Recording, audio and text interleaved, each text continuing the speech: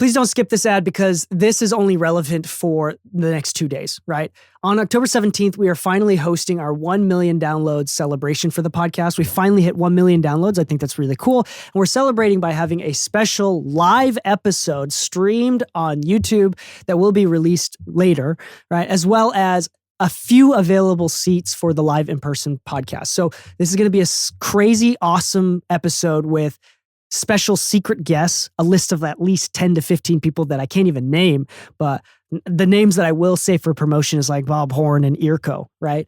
And many, many more that are going to have you excited. On the live stream, we're giving away Kive plugins for free. So just be there on YouTube and you'll get possibly a chance to win free plugins from Kive.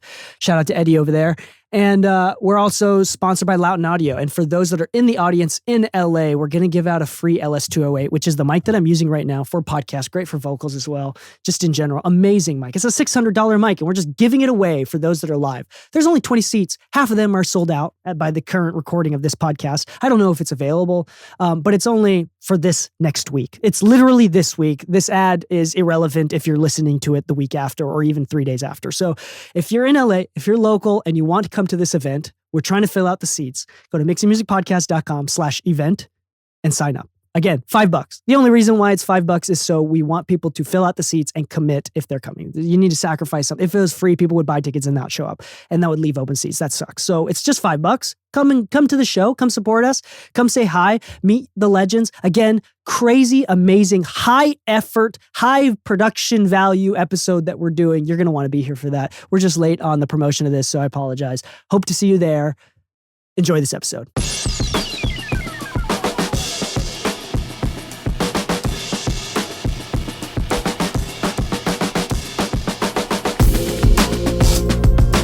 Hello and welcome back to the Mixing Music Podcast. I'm your host, Dee Kei, and with me today is the GOAT back from Europe. Hey. Lou. Long flight, Lou Moreno.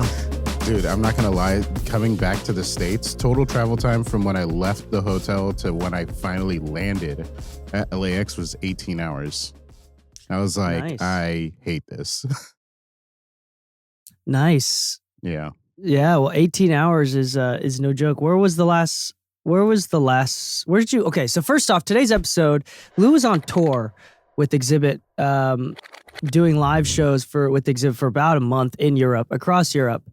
Tell us real briefly, and that's what we're going to talk about today. We're going to talk about the logistics of going on tour, how that works, what to prepare for as a sound guy, and your kind of experience there. So, hopefully there's a lot of takeaways for the listeners here. But first off, tell us a little bit about what happened. Like, where did you start? How many shows did you do? And where was the last show? Solid question. I'm going to pull up the text that I had with the schedule on it just in case I missed something. But in a nutshell, we landed in Frankfurt, Germany, which is kind of, I guess you could say for the case of the tour, it was like our LAX. Like, you could fly to other countries directly and stuff like that, but if you wanted to get to the center of everything we were doing, we were landing in Frankfurt because we had to land in Frankfurt twice in the tour, just to get back to the rest of certain dates. But we hit, in this order, Bielefeld, Germany, Munich, Germany, Budapest, Hungary, Mainz, Germany, Dusseldorf, Germany, which the thing I loved about Dusseldorf, I'm not going to lie. So you went to Hungary and you went to Germany, back to Hungary and then back to Germany? And then to Den Haag, Netherlands, Alkmaar, Netherlands, Haarlem, Netherlands, back to Würzburg, Germany, Berlin, Germany, and then we ended in Warsaw, Poland. So we hit a total of, what is that? 1, 2, 3. It's a lot of Germany. 4. Yeah. Well, Germany is actually the place where Xzibit earned his first gold record.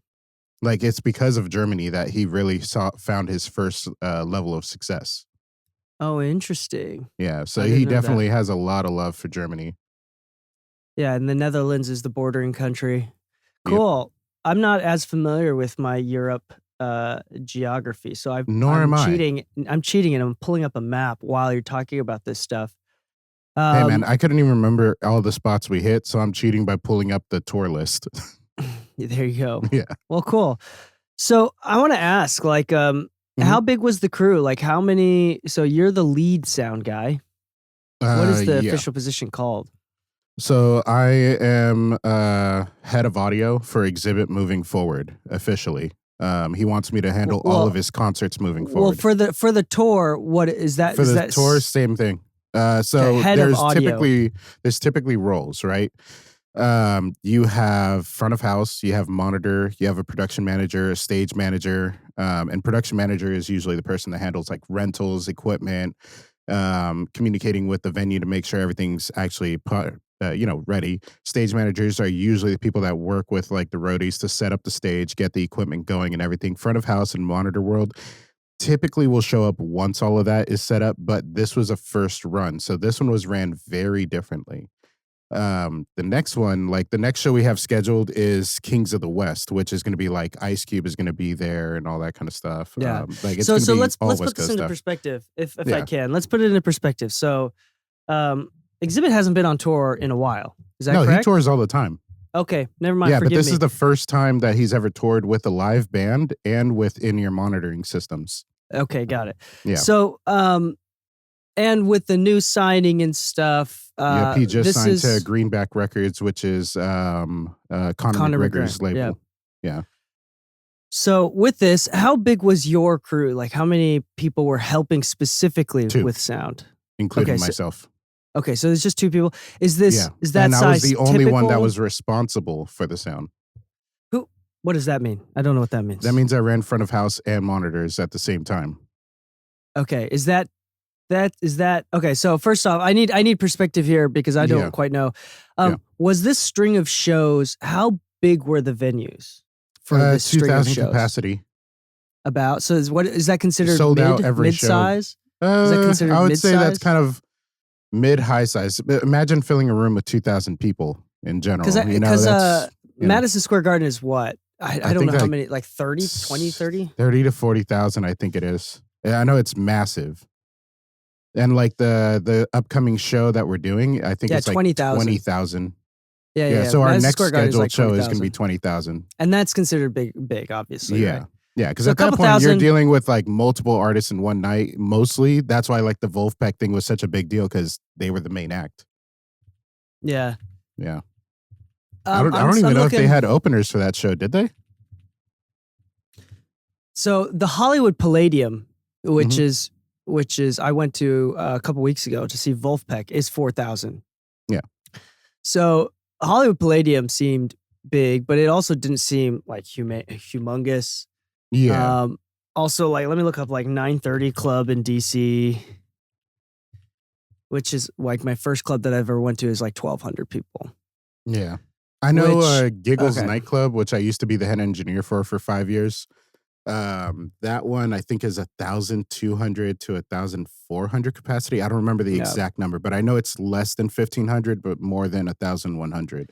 So I want to be totally transparent here. What I don't want to do is like minimize your tour and say that no, you're as definitely big as not. possible. Like but I also want you to be fully transparent. So like I'm just kind of like making sure that for the sake of learning. So is 2,000 per show about? Was there smaller venues throughout the tour at all, or was it just that size? No, that was the average size. Okay, so what was like the biggest? So like some venues we had to cut the venue in half, if that makes sense, or like there would be 2 stages, one on each side of. So basically, imagine that every venue is different. Like in Netherlands, there was a lot more uniformity. I can imagine that. yeah. But in the Netherlands, there was a lot more uniformity to where like you walk in and there's kind of like a set style of stage and audience areas, right? Like there's multiple floors and things of that nature. But those multiple floors help with capacity. They can have more audience members, which is what gets them to that 2,000, 3,000 capacity. But if you don't sell out the show, they could just close a floor, if that makes sense. While in other venues, you might actually see like something that could fit 4,000 or 5,000 people. But if you don't have 4,000 or 5,000 people, they can shrink the size of the venue at no general issue. Now, it's really simple. Is that determined before tickets start selling, or is this determined after we find out tickets did or did not sell? typically in those kind of venues, because it's not seating, I guess you could say it's very general area, very general admission type areas. You could just decide after, but if it's seating, you're probably deciding that before. Based Is on Xzibit doing seated shows? No, I don't think we had a single seated show. Yeah. I don't remember seeing a single seat in the crowd. Actually, okay. hold on. There were some mezzanine like seats like off to the side, but that was it. VIP type stuff, handicap area. Yeah. Outside of that, not really. So, and you did how many shows total again during this 11. 4 weeks? 5 weeks? 4 weeks? 3 weeks. Because it was only landed, 3 weeks. Yeah, so 11 shows in 3 weeks. So imagine a show on, show off, show on, show off. But the schedule did not reflect that. The schedule was like we landed, took a rest day, try to get that jet lag out of us. And then the next 2 days we had shows, and then we had 4 days off in Munich. So we just hung out at the hotel, relaxed, hit the spa, hit the gym, whatever you want to do, just try to calibrate. And then we had 3 shows on, 1 day off, 3 shows on, 1 day off, 3 shows on, 1 day off. Really? So it was even weekday shows? Yeah. I mean, most of our shows were Thursday, Friday. No, Friday, Saturday, Sunday. But I think we had like 1 Tuesday in there. Cool. Yeah. That's a pretty heavy schedule. And I wanted to ask, okay, so there's 2 sound people. Wait, hold on. Go back. Wait, no. I apologize. 1 day off, 3 days on makes up for 4 days a week. Yeah, exactly. That's why I'm like thinking back. I'm like, wait a minute, hold on. I know it's majority weekend. 1 day off? We had a couple where there was more than 1 day off. So like when we went to Budapest, we had 2 days off and then 1 day with the show. But that was like a birthday show. It was like his birthday, and then the next day he wanted to do a show to celebrate his birthday. Okay. So that could have been like one of those in the week kind of things. Okay. Interesting. Yeah. I got to look at the schedule to remember exactly.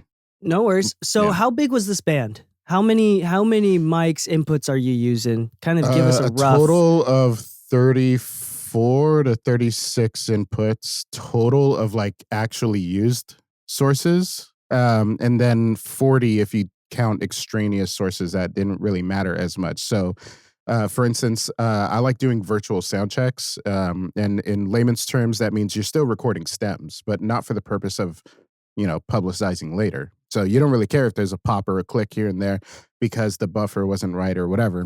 That's not the point. The point is to be able to recall that sound on your console, double check your mix before the band arrives and sets up, check their ears before they come and set up, because gain staging is extremely important in live sound. So it's kind of like practicing and setting up before. Exactly, but you have the real stems from last night's show to pull up at the next venue and see what that sounded like, because you're using the same mics, the same console, the same everything. So at this point, it comes down to gain staging. And so because of this, like what was really important about, going back to the whole like roles and stuff, when we're setting up, we need as much time as possible to set up if you don't have a full crew with you. But that also means you need to be really efficient with what you got in front of you. So nice. Traveling with the same console, same team, same gear, we would have drums would be 16 channels. I can just to go over it. Let me see. 2 kick drums, not 2 kick drums, but 2 mics on kick, 2 mics on snare. We had 10, 12, 14, 16, and 18 toms. So we're at 9 channels there. Hi-hat makes it 10. Overheads, left and right, that makes it 12. And sampler, 13, 14 mics or inputs on drums alone. Then we had a synth bass and electric bass, so that's 16. Then we had a guitar left and right, 7 and 8, which was one guitarist, but he was using a fractal pedal that recently came out. So I guess he's sponsored by them, so we had to like use it for the tour. So that's stereo. So 17, 18, yep. Then we have 4 stereo keyboards, so that's another 8 channels, so that's 26. Then we have the DJ 27, 28. And then we have Xzibit main and Xzibit backup, that's 30, what is that, 29, 30. Then Demrick, the hype man, 31, 32. Then we had ambience mics for the in-ears, because you want to be able to hear the crowd. You don't want to be isolated. So we had 2 channels on that, so that's 34. And then we also had like video feeds. So that's 36. Yeah. And then the rest of it would be like extraneous stuff like musical director, talkback mic, my personal talkback mic, the DJ's talkback mic for the crowd, because the DJ doesn't say anything throughout the entire show. But at the end, he's like, guys, hey, do you guys want to see Xzibit one more time kind of thing? You know, calling for the encore crowd interaction versus just waiting for the crowd to chant. He actually interacts with the crowd. But that's the only time he ever does. Yeah. So, I mean, from show to show, I assume the set list was fairly similar, maybe a couple songs different here and there. Yeah. How reliable and consistent was this what do you call this list? Like virtual the input sound list? check? Oh, the input list? It was only modified once, and it was after day one. And the only modification was having a mic for myself and for the DJ. Cool. That was it. So you got that modification, and then after that, Every so show was really a recall. so really the most stressful part is the first couple shows. Yes and no. The first show is always the most stressful. That I will agree to, because if you did not do a tech rehearsal, which in our case we didn't, then you're flying in with no recalls, no input sheeting, no gain staging that you've kind of set up in advance. You have no EQ, no compression, no gating, nothing. And you only have the amount of time that you have for setup and sound check to put in a perfect show out the gate. So this is really interesting. So you're telling me that this crew, I mean, it sounds like you went through an interview process and everything, but yeah, they hired you and didn't even double check to see if you lied during your interview. Well, I came in highly recommended, yeah. Well, I mean, like, for real though, but I mean, like, they didn't even double checked, and then they just flew you out and expected you to have it done with no issues from day one, like no practice. This is it. Yep. That's crazy. Yeah. That's amazing. So there was a couple phone calls back and forth. So I originally spoke with Lester Mendoza, and Lester, you know he's him. A good friend of ours. Super trustable guy. He started up in Skip Sailors, and he's worked with a ton of people. He has had some experience in live sound, but when he got offered the tour, he's like, guys, I know kind of what I'm doing in that world, but like not enough to be thrown to Xzibit out the gate, you know? So he threw my name in there, knowing that I do, live sound pretty often for, sizable names, Yeah. And of course. I don't get any notice in those shows because I'm the house guy in that case. So there is no recall for every day. There is no preset vocal EQ or anything. There is nothing. So you have to be quick on, dialing in a show and making it sound good for the crowd with no notes on the mix. The notes that you get are literally live on the spot. Like, hey, vocals down, this, that, it's muddy, this and that. Like, you have to get good at just calling shit quick. Of course. And I want to talk about like the changes of acoustics within venues each time. Yeah. I want to talk about that a little bit later, but I want to keep talking about the logistics of all this. Of course. I had no doubt. So what I wanted to ask you about was what is the typical like career path of like a house live engineer and a touring engineer? Like, is one easier to do than the other? Is one typically pay more than the other? Like, what is the typical, like, if the audience is thinking about, a listener right now is thinking about becoming an engineer, is considering and is open to the idea of live sound, which one's more accessible? Which one pays more? Just kind of in general, kind of the difference between house live engineer and a touring live engineer, because you mentioned those.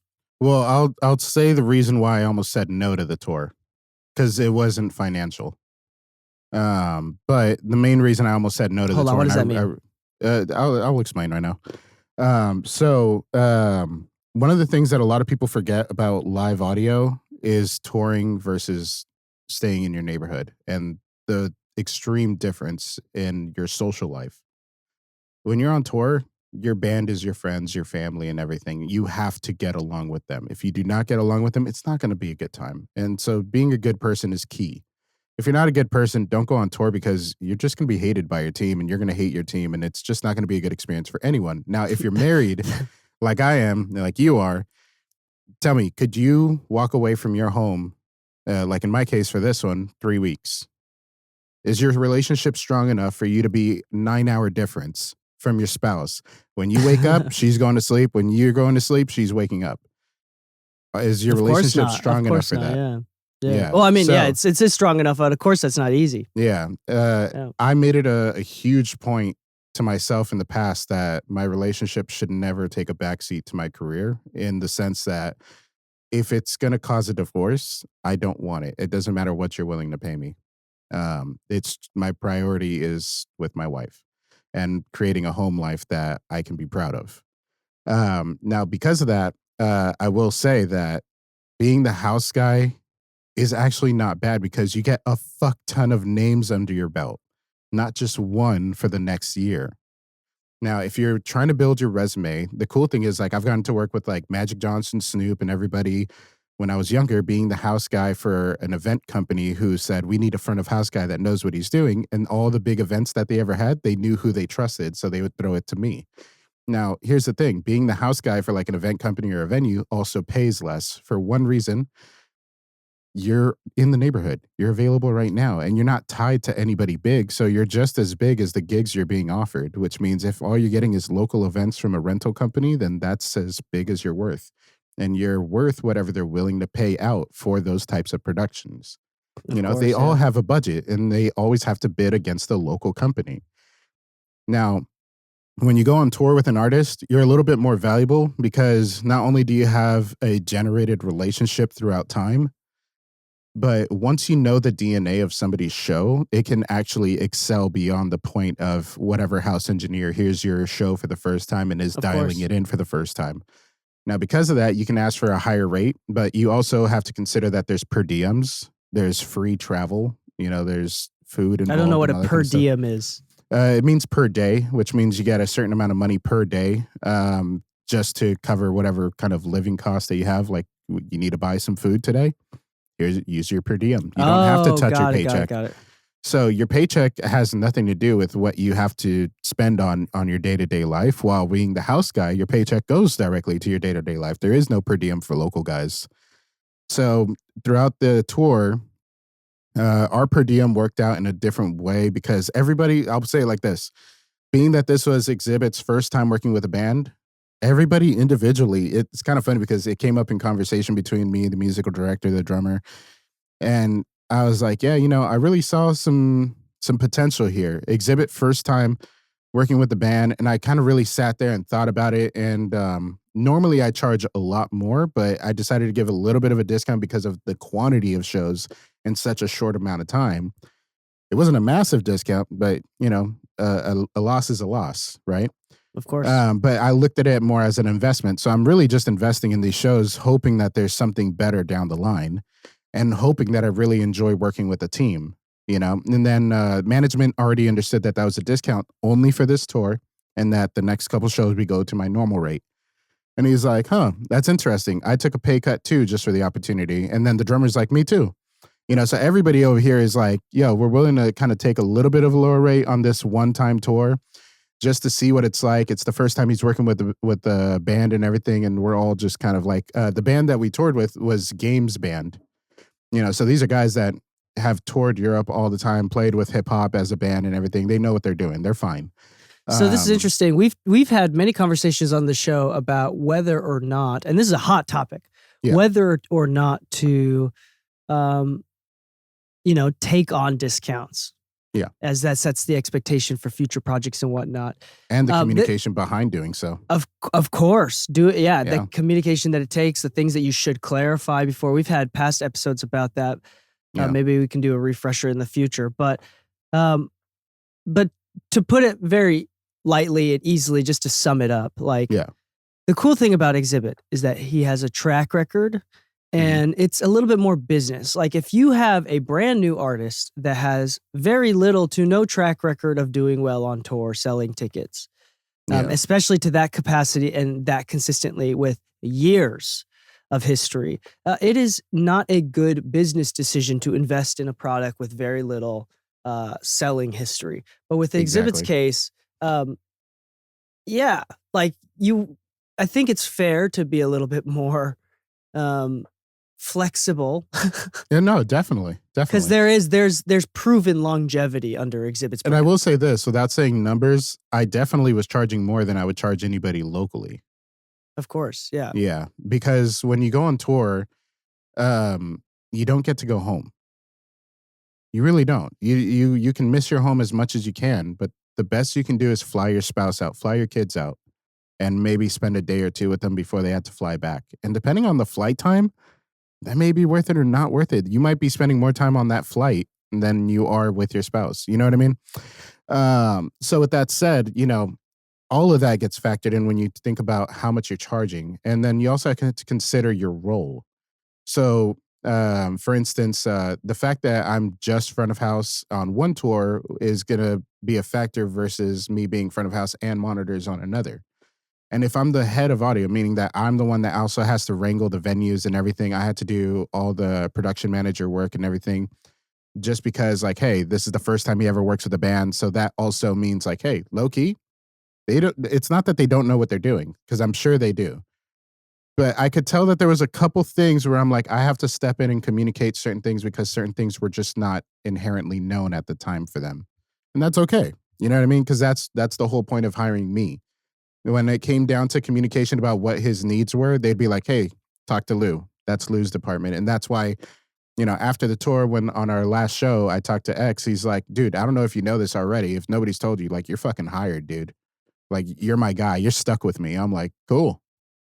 That means everything was as expected, Nice, dude. That's great. But with that said, if you're going to try getting into live sound, I highly suggest staying local. Stay local for as long as you can, unless you kind of have some experience under your belt and you're willing to take the dirty plunge that is not needing to pay rent for 6 months. Now, keep in mind, that's if you don't have somebody living with you. That's if you don't have a pet, because you're not taking your pet with you. You're going to have to drop that shit off at your parents' house.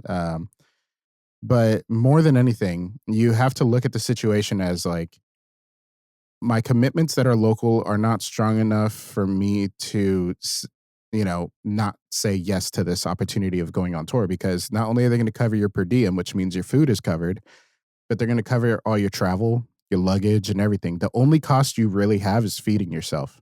Everything else is taken care of. Wi-Fi is at every hotel and at every venue. If you need a phone, you just pay for your phone, but you don't have water, power, you don't have Wi-Fi to pay for, you don't have rent, you don't have anything. So if you're going to go on tour for 6 months and you don't have any commitments where you're at, just fucking go. Just go, dude. It's one. I'm just going to say this really quickly. We had a blast in Amsterdam, and because of my client's name, I hate to say, but everything was free. Everything you could ask for was free, from the food to the weed to the drinks to anything. And, I'd never been to Amsterdam, and it was our day off. And when in Rome, you do as the Romans do. So the funny thing is, at one point, we were just taking a day off, and X hold and on. Yeah. Okay, I'm glad that when you said in Amsterdam and then, like, anything that you can imagine was free, and the first thing I was like, bro, you're getting free head, dude. No, it's funny. Without saying names, I did become people's uncle, in the sense that I'm like, oh, you're really going to go that route? You're really going to go over there? Cool. Give me your passport. Give me your jewelry. Give me your wallet. Just take the cash that you need, and I'll see you soon. God, okay, that's what you meant, because Uncle could have gone. That could have gone misinterpreted. Oh, no. That's a weird From uncle. Amsterdam to Uncle, everything could have been misinterpreted. Well, I'm nobody's daddy out there, Yeah. But no, like, there's certain things you do on tour and certain things you don't do. And one thing is, like, if you're going to take somebody home, don't have your passport or anything valuable in the room. Give it to somebody else. Have them hold it. Because if you're going to have something stolen, don't let it be your passport. That is information that I will definitely use in my lifetime, for sure. Yeah, DK, you better. Oh, knowing you dog. Oh my God. Sure, dude. That's funny. But Yeah, no, like realistically, like you get to travel, you get to see places that you maybe would not have ever been able to experience in the light that you have. And a great example of this is I proposed to Anna in Italy. Like it's not like I haven't been to Europe, but when I went and did that, it was to travel, to just walk around, take a tour. But in the back of my head as an engineer, I'm like, I wonder what the fucking studios are like out here. I want to go see one of the venues. I want to see how they're set up. I kind of want to see the culture of Did the you go to work any out studios out there? Did you go to here. I any didn't get studios? to see any recording studios outside of one, which was inside the venue, which was kind of cool because it's like they had 2 live rooms like for venues. And one was set up with like Ellen and Heath D Live, and the other room was set up with like an SSL console and blah, blah, blah. I forget which SSL, but it's a little bit older for live audio. And then you get into the recording studio and they had an AWS 948. And I'm like, oh shit, okay, you guys are like set up in each room really well. And the room, that was in the Netherlands. And like every single room was like on floating floors, earthquake shaker type floors. So like each room was perfectly soundproof from each other, which was wild. Like I remember that's hearing the impressive for a DJ like venue. pushing 120 decibels into the crowd, then getting into the studio and it was dead silent. That's impressive. That's crazy. The Netherlands has to be hands down the number one place for me to. I'm not gonna lie, I got offered a job while I was in the Netherlands. They're like, yeah, if you ever want to like stay out here, like you know where to come. I'm like, hell yeah. Hell yeah. Like the Netherlands, stay out here for 6 months, do live audio in their venues like this. Like, and they got a built-in studio that I could use. Like, that's interesting. But yeah, no, traveling on tour and getting to see places in a different light, in a professional light, getting to know other people in your industry in different countries, staying in contact with them, and really just, because it's something I didn't realize. Netherlands, Germany, Hungary, Poland, they all love reggaeton. Reggaeton is every fucking where, and they love West Coast hip hop. I didn't hear like a lot of like Drake or anything. I didn't hear like a lot of like East Coast like drill or anything like that. I thought West Coast hip hop was. I thought it'd be more regional. No, reggaeton. Like, dude, I was walking through the malls in where is it? They had the train station. But it was Germany. Basically, it was before we went there. So if I look at the list. Because I mean, like the Netherlands isn't known to have a bunch of Mexicans, Isn't known to have a bunch of like Latin. You'd be surprised. I remember getting on the plane and there was a lot of Spanish-speaking people on the plane on their way to Germany, and I was like, "That's cool. Maybe they're on vacation." And then I get to Germany and I'm like, "Oh shit, there's a lot of like Latinos." But I mean, we're in Europe, so Spain is a thing, Italy is a thing, But is reggaeton popular in Spain too? Because I thought it was more of like it's a Spanish-speaking thing. No, it's a Spanish-speaking, genre. So they're gonna okay. So it's popular in Spain too. Okay, I didn't know that. Yeah. I thought it would. And then separate. Barcelona too. Barcelona likes reggaeton. It was Mainz, Germany. That's where it was. It was in Mainz where I went into one of their malls and I just kept hearing like Shakira, Raul, and like I kept hearing John Mayer. I kept hearing Akon, and I was like, dude, like what is this playlist? Like I don't hear any local music. Yeah. Any like honestly speaking, even the DJs at the club almost never played like their local genre music, or not genre, but like language. What is that? What is that producer duo that is from the Netherlands or whatever? They like make all the top 40 hits, like the Starship duo or whatever they're called. I know who you're talking about. I don't know their name, but I know who you're talking about. So actually, you know what? Maybe those songs, they actually are native, local to right? It's like, what you don't know is you're the foreigner. Yeah, dude. Well, cool, dude. We talked a lot about the logistics of how it runs. You talked about having 2 people. You did a front and monitor world. Which is 2 completely separate roles. Of course, you had like 36 to 40 inputs. We talked about it's you do recall before and you kind of like practice with the recordings, which is very awesome.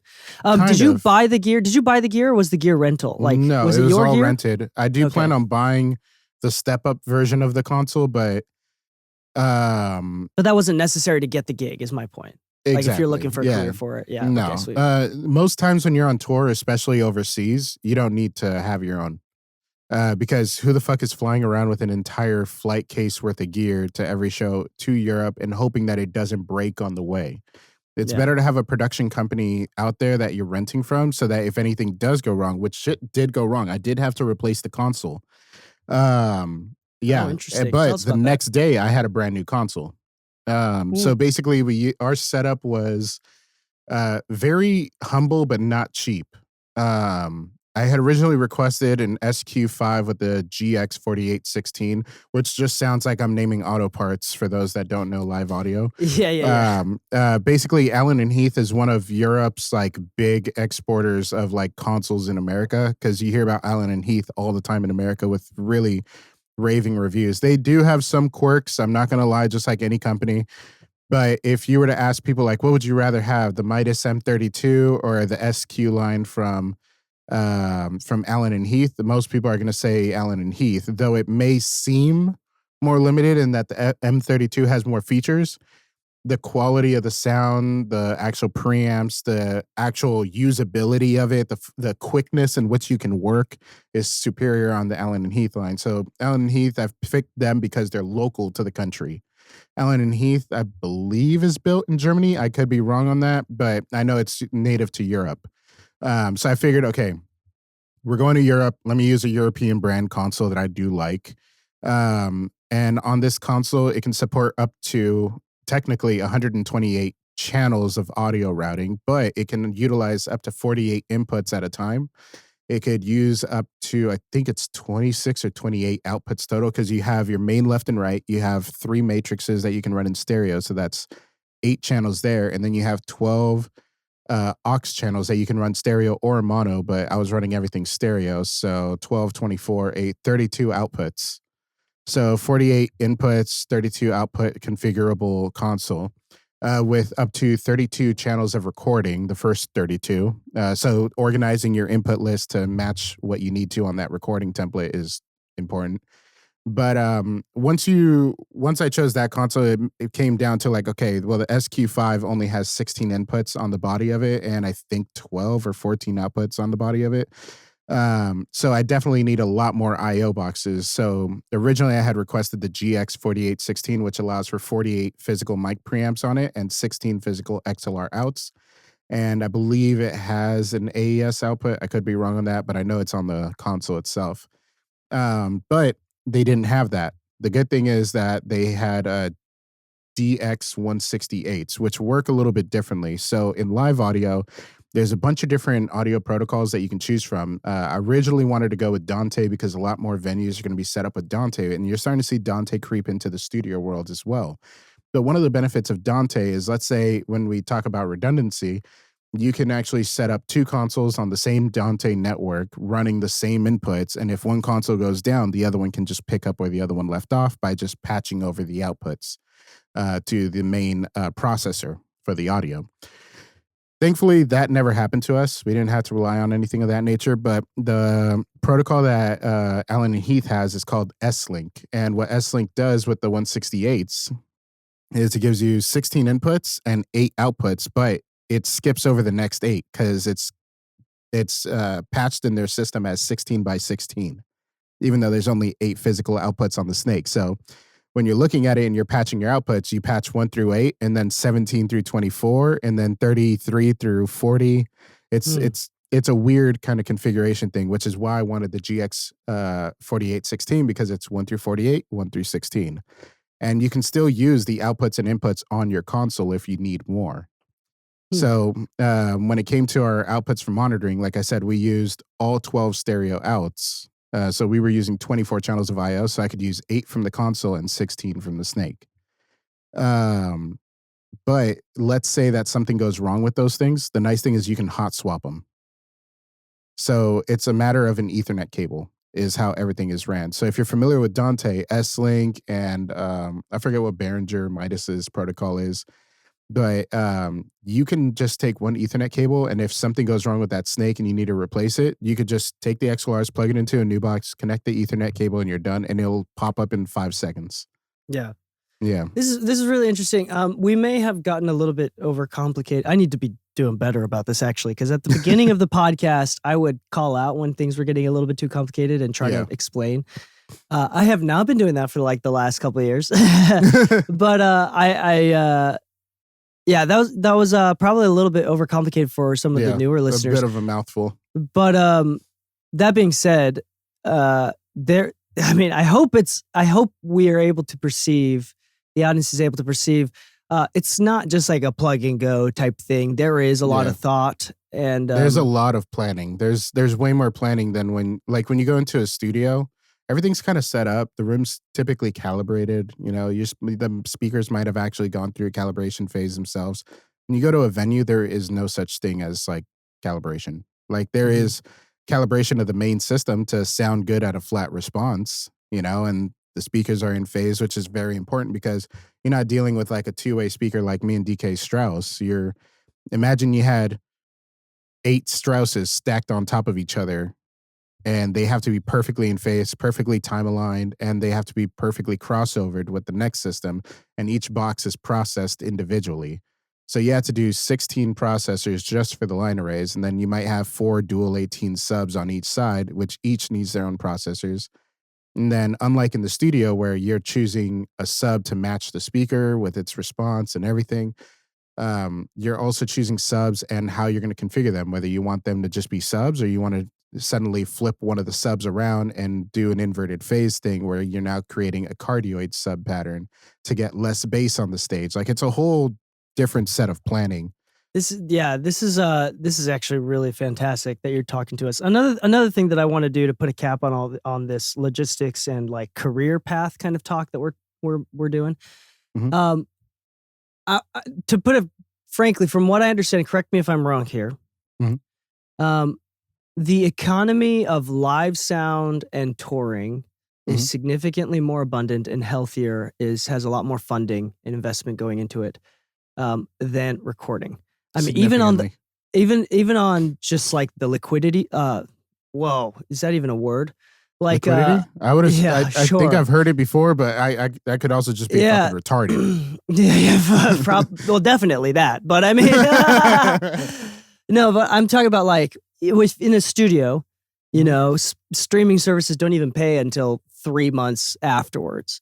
Yeah. And then we're not even talking about the collection agencies like BMI, ASCAP, CSAC for America, right? Which is like months, maybe a year afterwards. And then on top of that, like that's only after it's released, which could be a year before it's released and after it's recorded. So it's like the money is not liquid at all. It takes investment. It takes a large amount of risk. But I mean, with a tour, you can see immediately who's selling. You get paid that night, or right there, the money is a lot more liquid. That's what I mean. Like when I landed into the States, I had already received my final pay. There you go. You know, before I even landed. Yeah, and there's like proof of concept right then and there. There's no investment period. It's just like, can we sell shows? Yes, we sold shows. Here's your portion for selling that show. Yeah. Right. So and then with live sound, there is a lot more money in it in general. Yeah. Then because like the former GDPs that we talked about on other previous shows, like how much the 33 or 36 billion dollars worldwide that the entire economy of recorded audio makes, recorded music makes, that doesn't include live sound, right? So live sound makes a lot of money and is a big part of the music industry, is a huge deal, and is a big part of the funding of the artists here. But it does, as you said, from a career perspective, if you're going on tour, which is great, right? Because you get paid more. You can first off, you can actually make livable wages and provide for a family. Oh my God. You can make more. You can do well if you go on tour, even for like a mid to large size art. Like I'll put it this way, without saying numbers, like within 3 weeks, I was able to match what it would take me. Don't say. You don't have to say too much. I'd have to do quite a few label mixes to match what I made in 3 weeks. And the funny thing is, no revisions or anything. Yeah. Literally, you're working for like maybe 8 hours a day, but doing what you love, traveling. You get a bunch of days off. You get paid to have a day off, kind of thing. So, Yeah, I mean, we're going to talk about the risks and stuff in a minute here, but in general, it is a healthy economy and the demand is high, the skill level is high, the stress level is very high. Yeah. But what jobs aren't stressful to a certain degree, right? Yeah. And job security but yeah, is a big thing. Yeah, job security as well is different. And then you talked about lifestyle. Like if you have a family and you want to be home with them, may not be the best job for you, right? Yeah. That being said, I already mentioned it once, but the Wolfpack show, I went 2 nights in a row. That sounds fun. Yeah, that's another conversation. Yeah. We got VIP both nights too. If the whole family came the second night. Holy shit. There was a connection that with the sound guy there. Oh, Hartfield. In front of exactly. So by the way, he was using an Alan Heath. Yeah, he uses the D Live. I think it's the you know exactly which one. The C1500 with the D Live CDM32 with the 2 expansion boxes. Yeah. Me and him have actually talked about because I want to get into D Live myself. That's the console of my choice for future purchase. Okay, cool. Yeah. Anyway, so we went and we met this guy, and it's interesting. He has a kid, and he's married, has a kid. So he has the lifestyle that we said that may not accommodate for it. But it's also Wolfpack where they're not touring all the time. Yeah, they do like pretty sporadic shows. Yeah, because they're all doing their own independent shows, and then maybe once a year, or maybe once every 2 years, they go on like one short spurt of shows. The only reason why they went on tour this time was because they were getting paid to record an album. So because Wolfpack is like a live album. This is part of Jack Stratton's genius, right? So like so it's like all of their albums are completely live. Yeah. And even but they're Corey usually Wong, live in studio, right? Live in studio. Well, it depends. Like home studio, basements, outside, in the woods, but wherever it's live they're takes. Live takes. And in interviews with like Corey Wong, in one of his interviews, like he's like, dude, we don't practice. Like we practice on stage. Like they're pure, like real, genuine musicians, just absolute masters at their craft. Yeah. And so what they were doing is like Corey Wong sells out medium to big size venues constantly. Right. And each of these guys have their own audience with their own gigs, with their own shows that they're doing. They're touring musicians and have their own projects. So it costs a lot from opportunity costs for them to go on tour as a band. And they'd, again, not even like writing songs together is going to take some time. So I guess what they did is they went on tour and recorded 8 shows. They recorded 8 takes of all the same songs on the album. So like it was weird because the show, and this is the problem with why most people don't do this, is because as a fan of them, it's weird to have more than half the concert be songs nobody's ever heard before. Yeah. That's the weird part. But they recorded everything, and that's just kind of how they rolled. And anyway, so the point is, the live sound guy has a family, has a kid, and he is able to balance live sound and studio work as well. He's out in Nashville.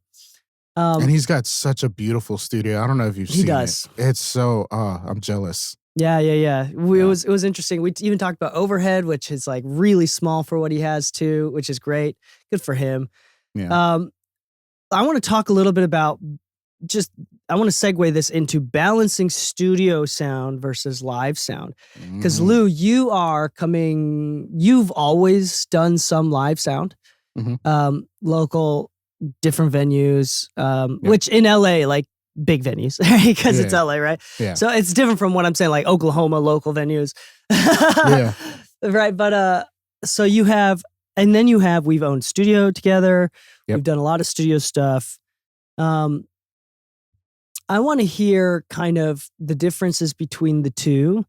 And is it maybe even coming from like, obviously it's possible to balance the two.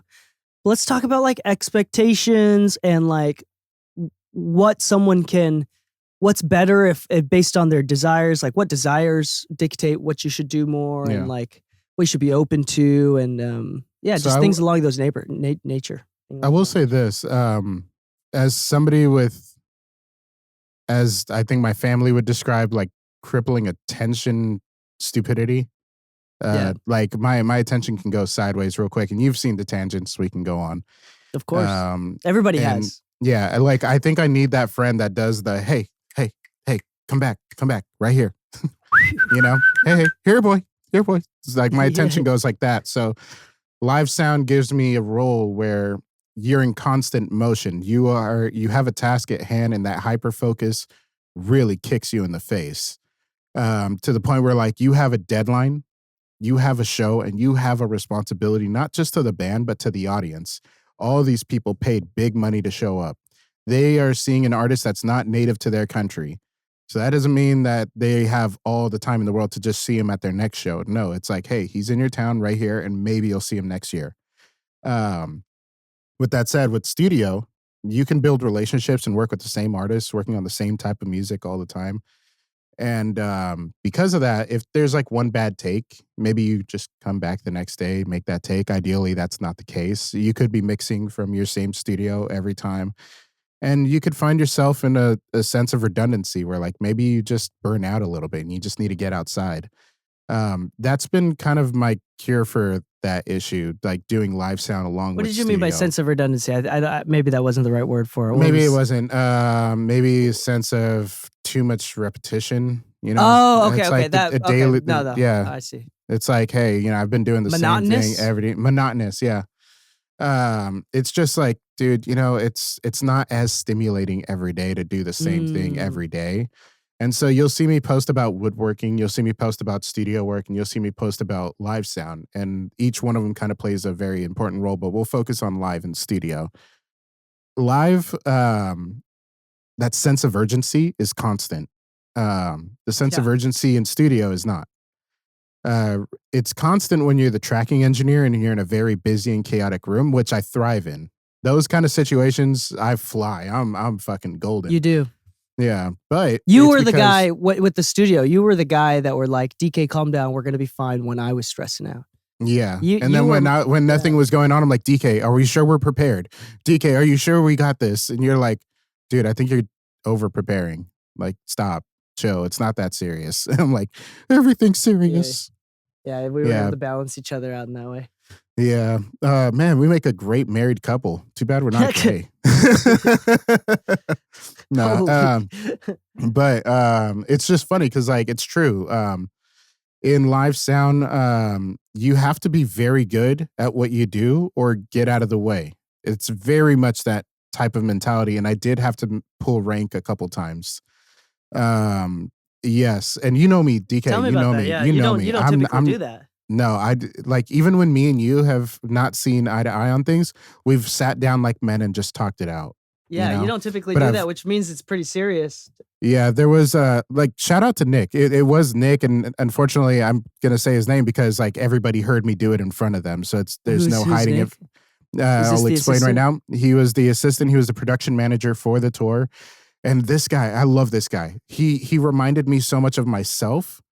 That like when I was working at Giggles, I was the head of audio, but I had to pay out of my own pocket to have assistants. So I asked for higher pay, not for me to go home with more, but for me to hire help. Right. So on this tour, he was the help. He was the one setting up the stage boxes, setting up the drums, setting up the mic, setting up everything. And then he'd be like, it's ready. And then I could do my thing. Right. Mm-hmm. But what was really fucked up, and if you're a stagehand and you ever get left with this, I highly recommend you speak up because we spoke up for him. He got left alone. There's only two of us, and I'm not hired to lift boxes. If I get hurt and can't do my job, the show is going to go through some suffering. There will be a venue engineer, sure, but they may not know the band. They may not be in the best attitude. They may not want to do all the things that the band requires of them. And trust me, the band, one of the best bands I've ever worked with. I highly recommend checking out the Furnace Band if you ever get a chance. It's literally the Furnace Band on Instagram. EP, EJ, Rock. We have Flawless as DJ. We have Jared Rao. Those were like the core people. Oh, and Symba on bass. And turns out Symba is actually friends with DJ Ice, which was wild because I had ended up calling DJ Ice to be like, dude, I'm on tour with one of your crewmates because they're in part of the same label. But yeah, so like one of the greatest bands to work with. But when it comes to crunch time, it doesn't matter if you're friends. you get the fuck out of my way if you're in my way. And at a certain point, that became the issue because we had 15 minutes till doors open. They still hadn't finished setting up all the inputs. And so I decided to help. As I'm line checking, I'm noticing that one of my kick drum mics isn't coming through.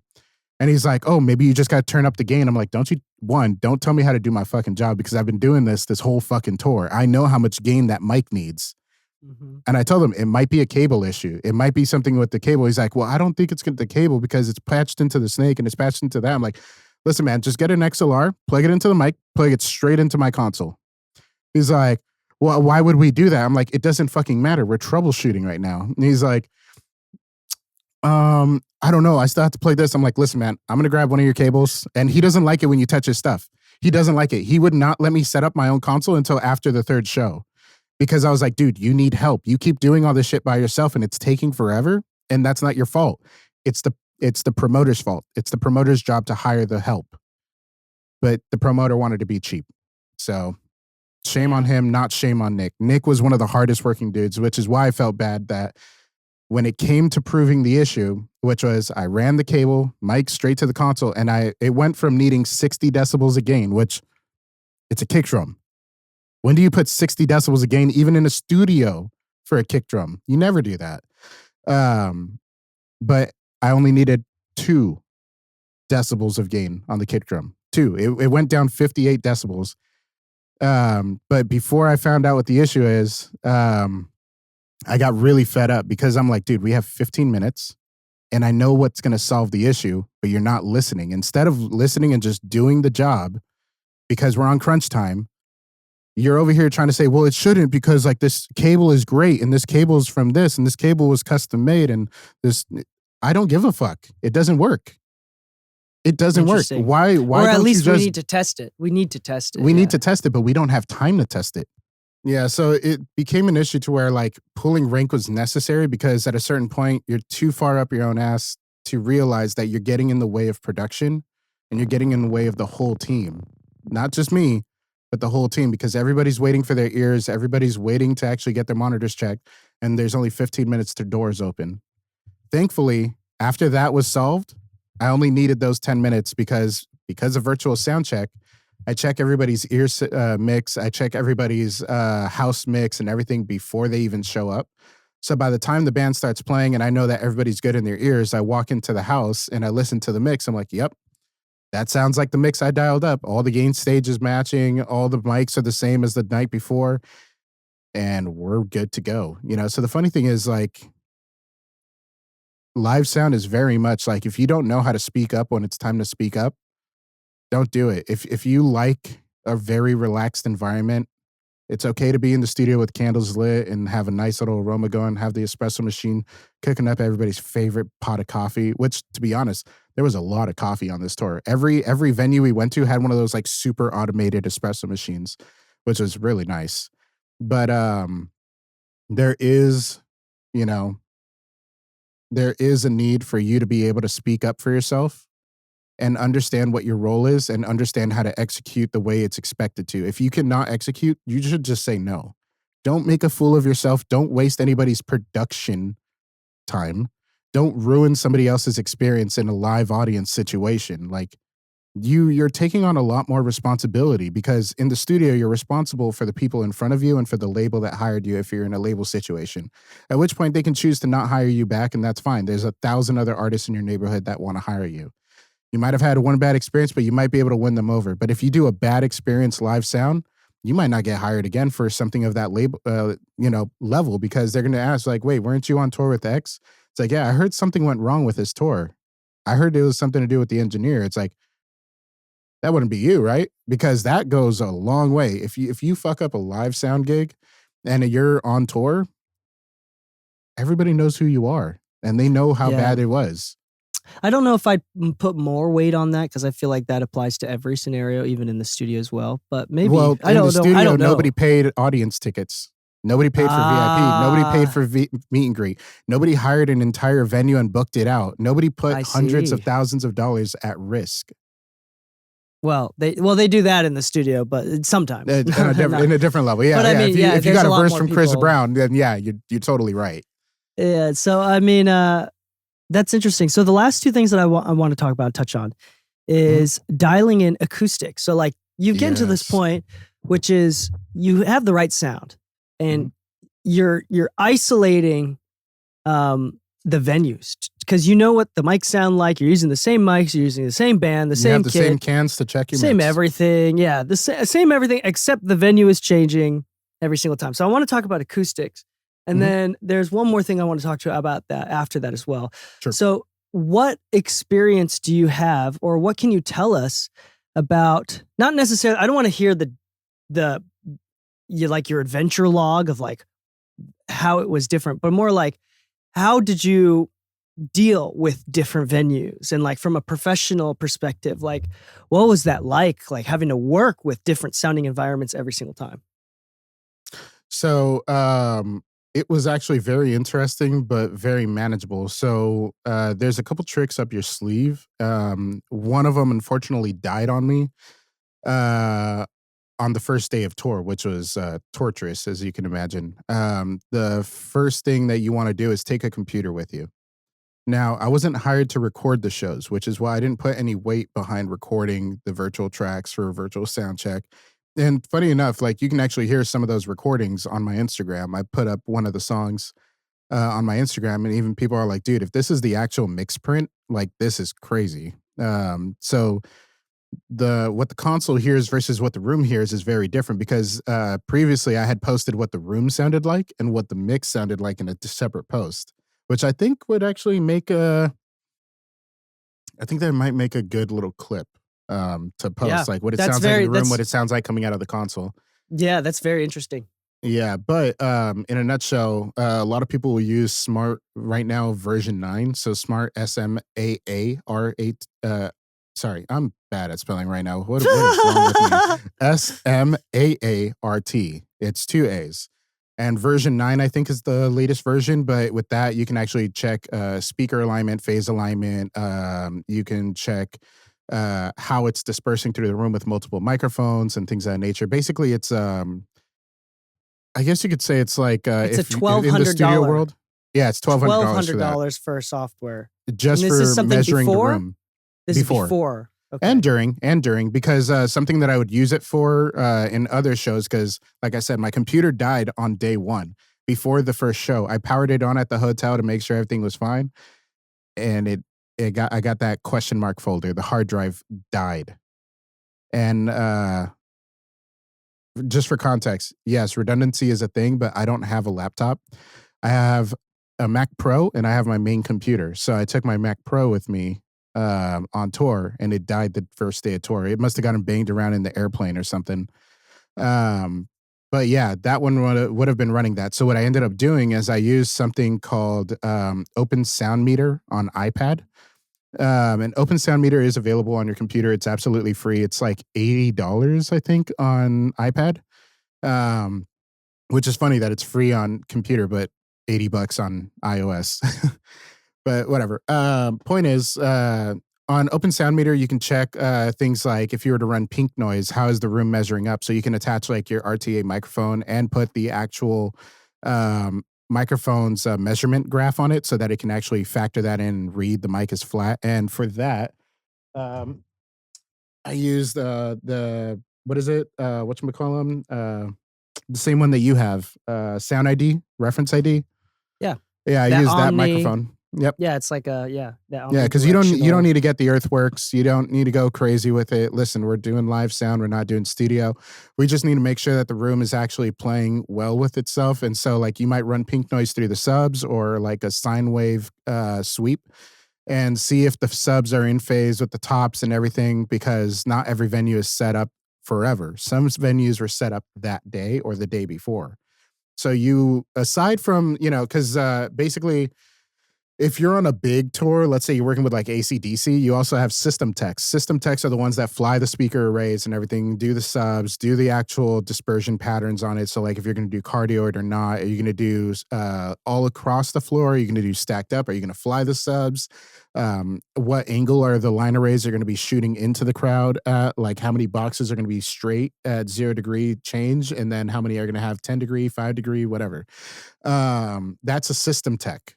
And a system tech is They could be your best friend. They could be your best friend. Realistically, they could be the difference in the acoustics of the room. Now, when you don't have a system tech like we did, because the system tech came with the venue, uh, basically you're listening for resonance in the room. And this is where you can use the software and your ears at the same time. The software is really good at like measuring out like where you need to ring out and stuff like that. For instance, like if you're pulling up, just the microphones, let's say you're starting to just push the output of those monitors just to see at what point they ring out naturally at. You can use like the spectrogram and see which frequency is firing up and make quick decision on a visual level, right? But when you're listening to, let's say, I have a couple songs on my playlist that I use as my venue reference check.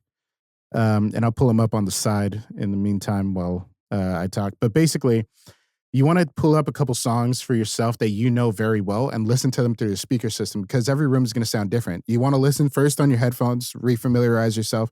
Make sure you're using the same headphones for the entire tour. Don't be switching around. That's just going to fuck you up. But like I will listen to Whiskey on You by Nate Smith or Low by SZA for like mid-range guitar stuff or like super lows from SZA.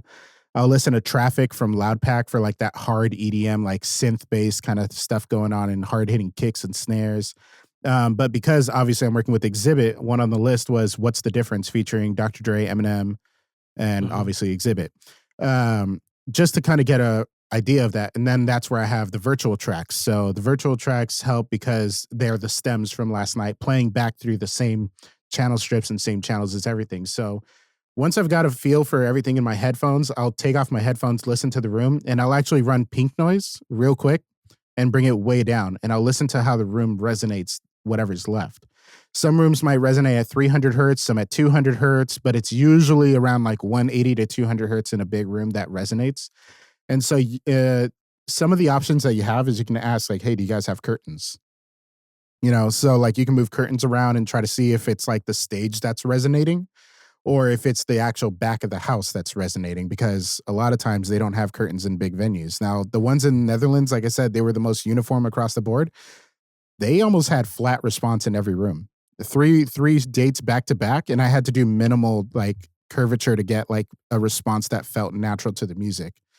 But when you're talking about resonance in the room, you're also talking about chances for feedback and build up of frequencies. So like in a studio, we worry about like null points, right? Well, in a venue, there is still null points. They're going to be all around the room and anywhere you walk around, right? And it's going to be different frequencies at different points, but you're not exactly putting up 2x4 acoustic panels anywhere to try to minimize anything, You just kind of got to work around what you got to work around. But something that you can do is try to stop certain buildups to be existing in certain parts of the room. So a lot of times they want front of house to be at front of house position, which is usually like obviously center in the room, but usually further back. Sometimes you're up against a wall and it feels like there's a ton of bass. So what you want to do is take an iPad with you, take a router and connect the router to the console and control the actual signal from your iPad and see how it feels in different parts of the room. So you got to actually walk the area. And you want to kind of dial in the mix to see what sounds best across the board. No matter what null points exist at what point, you're worried about the entire crowd, not one specific person. You're not worried about one specific spot in the audience. You're worried about all spots in the audience. So it sounds like a lot of the work was done before, switching between the venues. And then I assume like 50 to 80% or more, I don't know, 50, 80% of the sound and the nodes change once bodies are in there. Exactly. Which so is another part of what you're doing. Yeah, so I mean, we're absorptive. So we're water bags. Yeah, dude.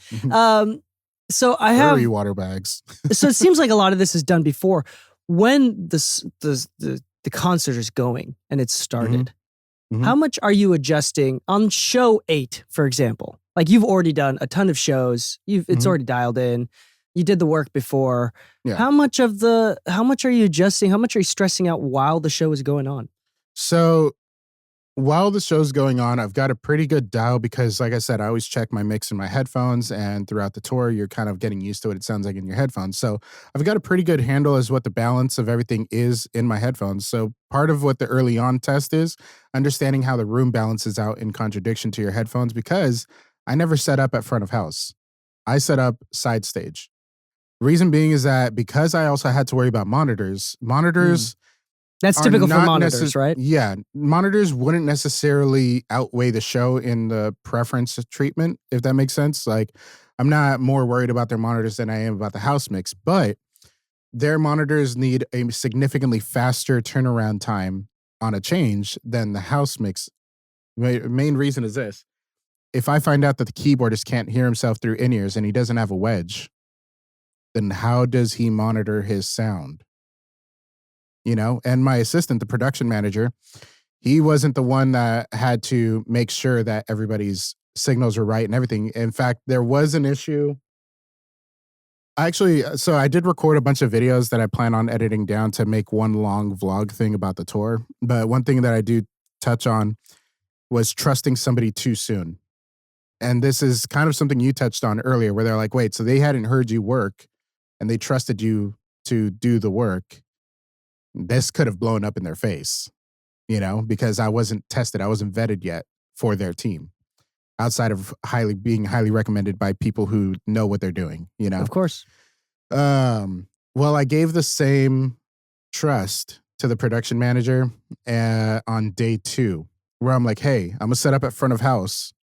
I'm going to let you do the monitors. And he's like, oh yeah, I've used the Avantis. I've used this console. I've used that console. I'm like, that's cool. And you wouldn't be trusted to be setting up my console if you didn't actually know how the console works. Logical. Mm-hmm.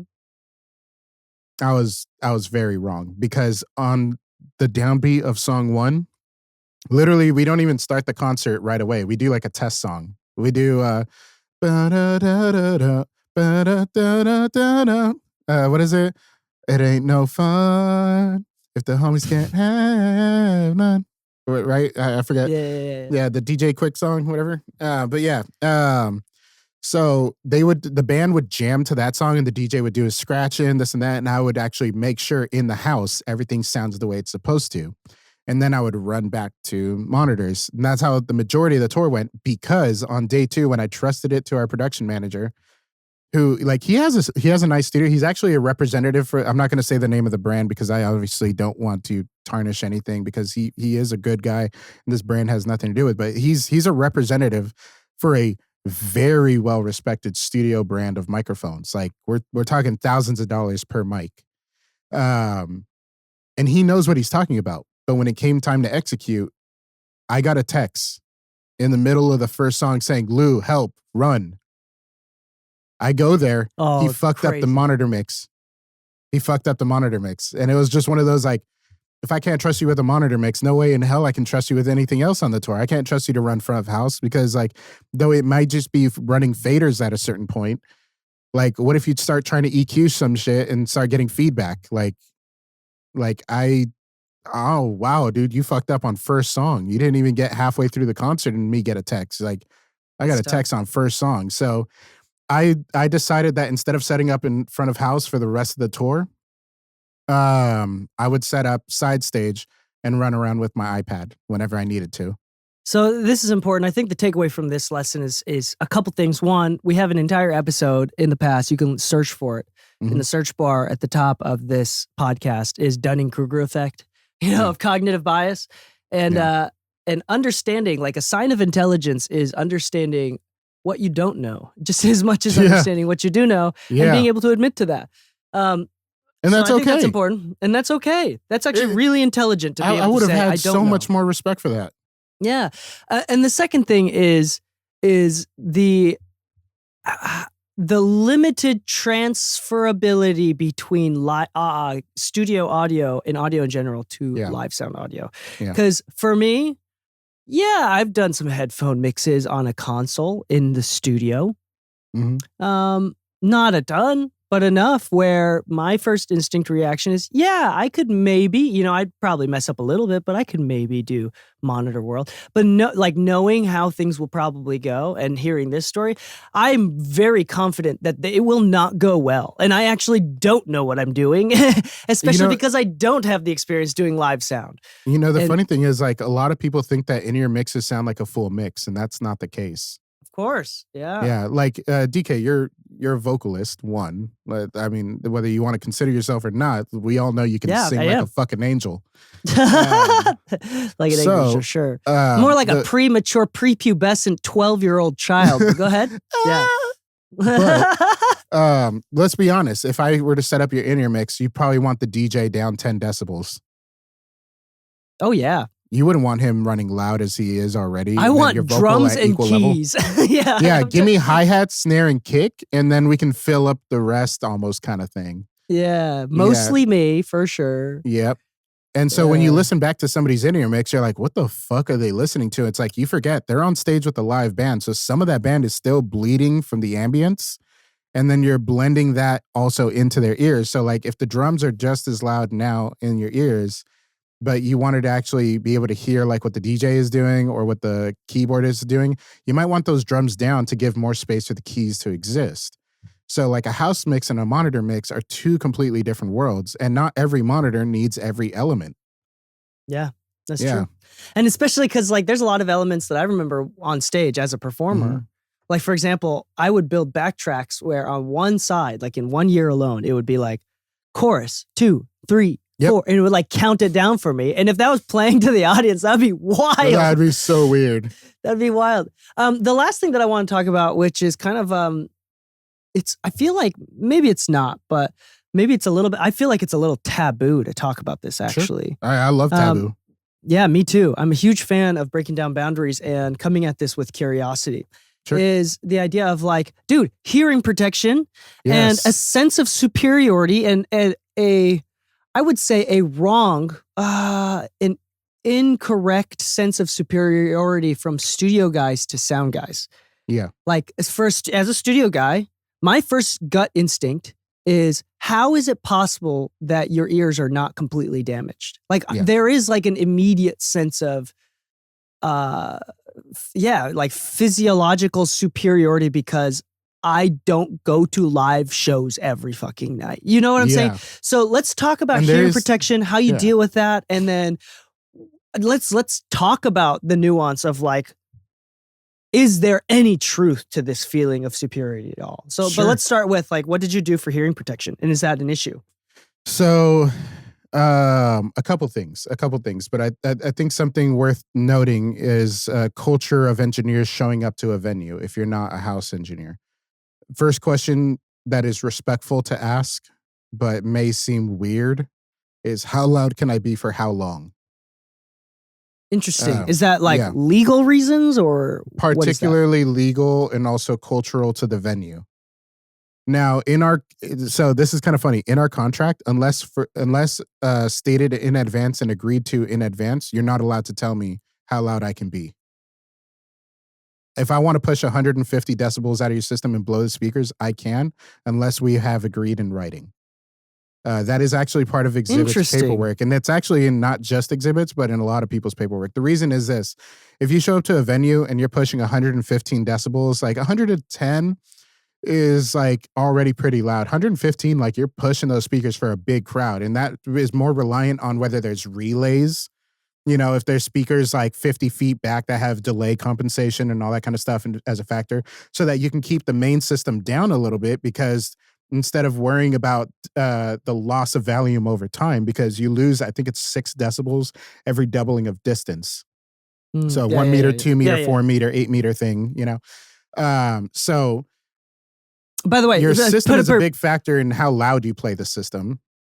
Hold on 1 second. I real briefly, the relay thing, from what I understand, to put it simply, speakers, sound is slower than light. It's not immediate.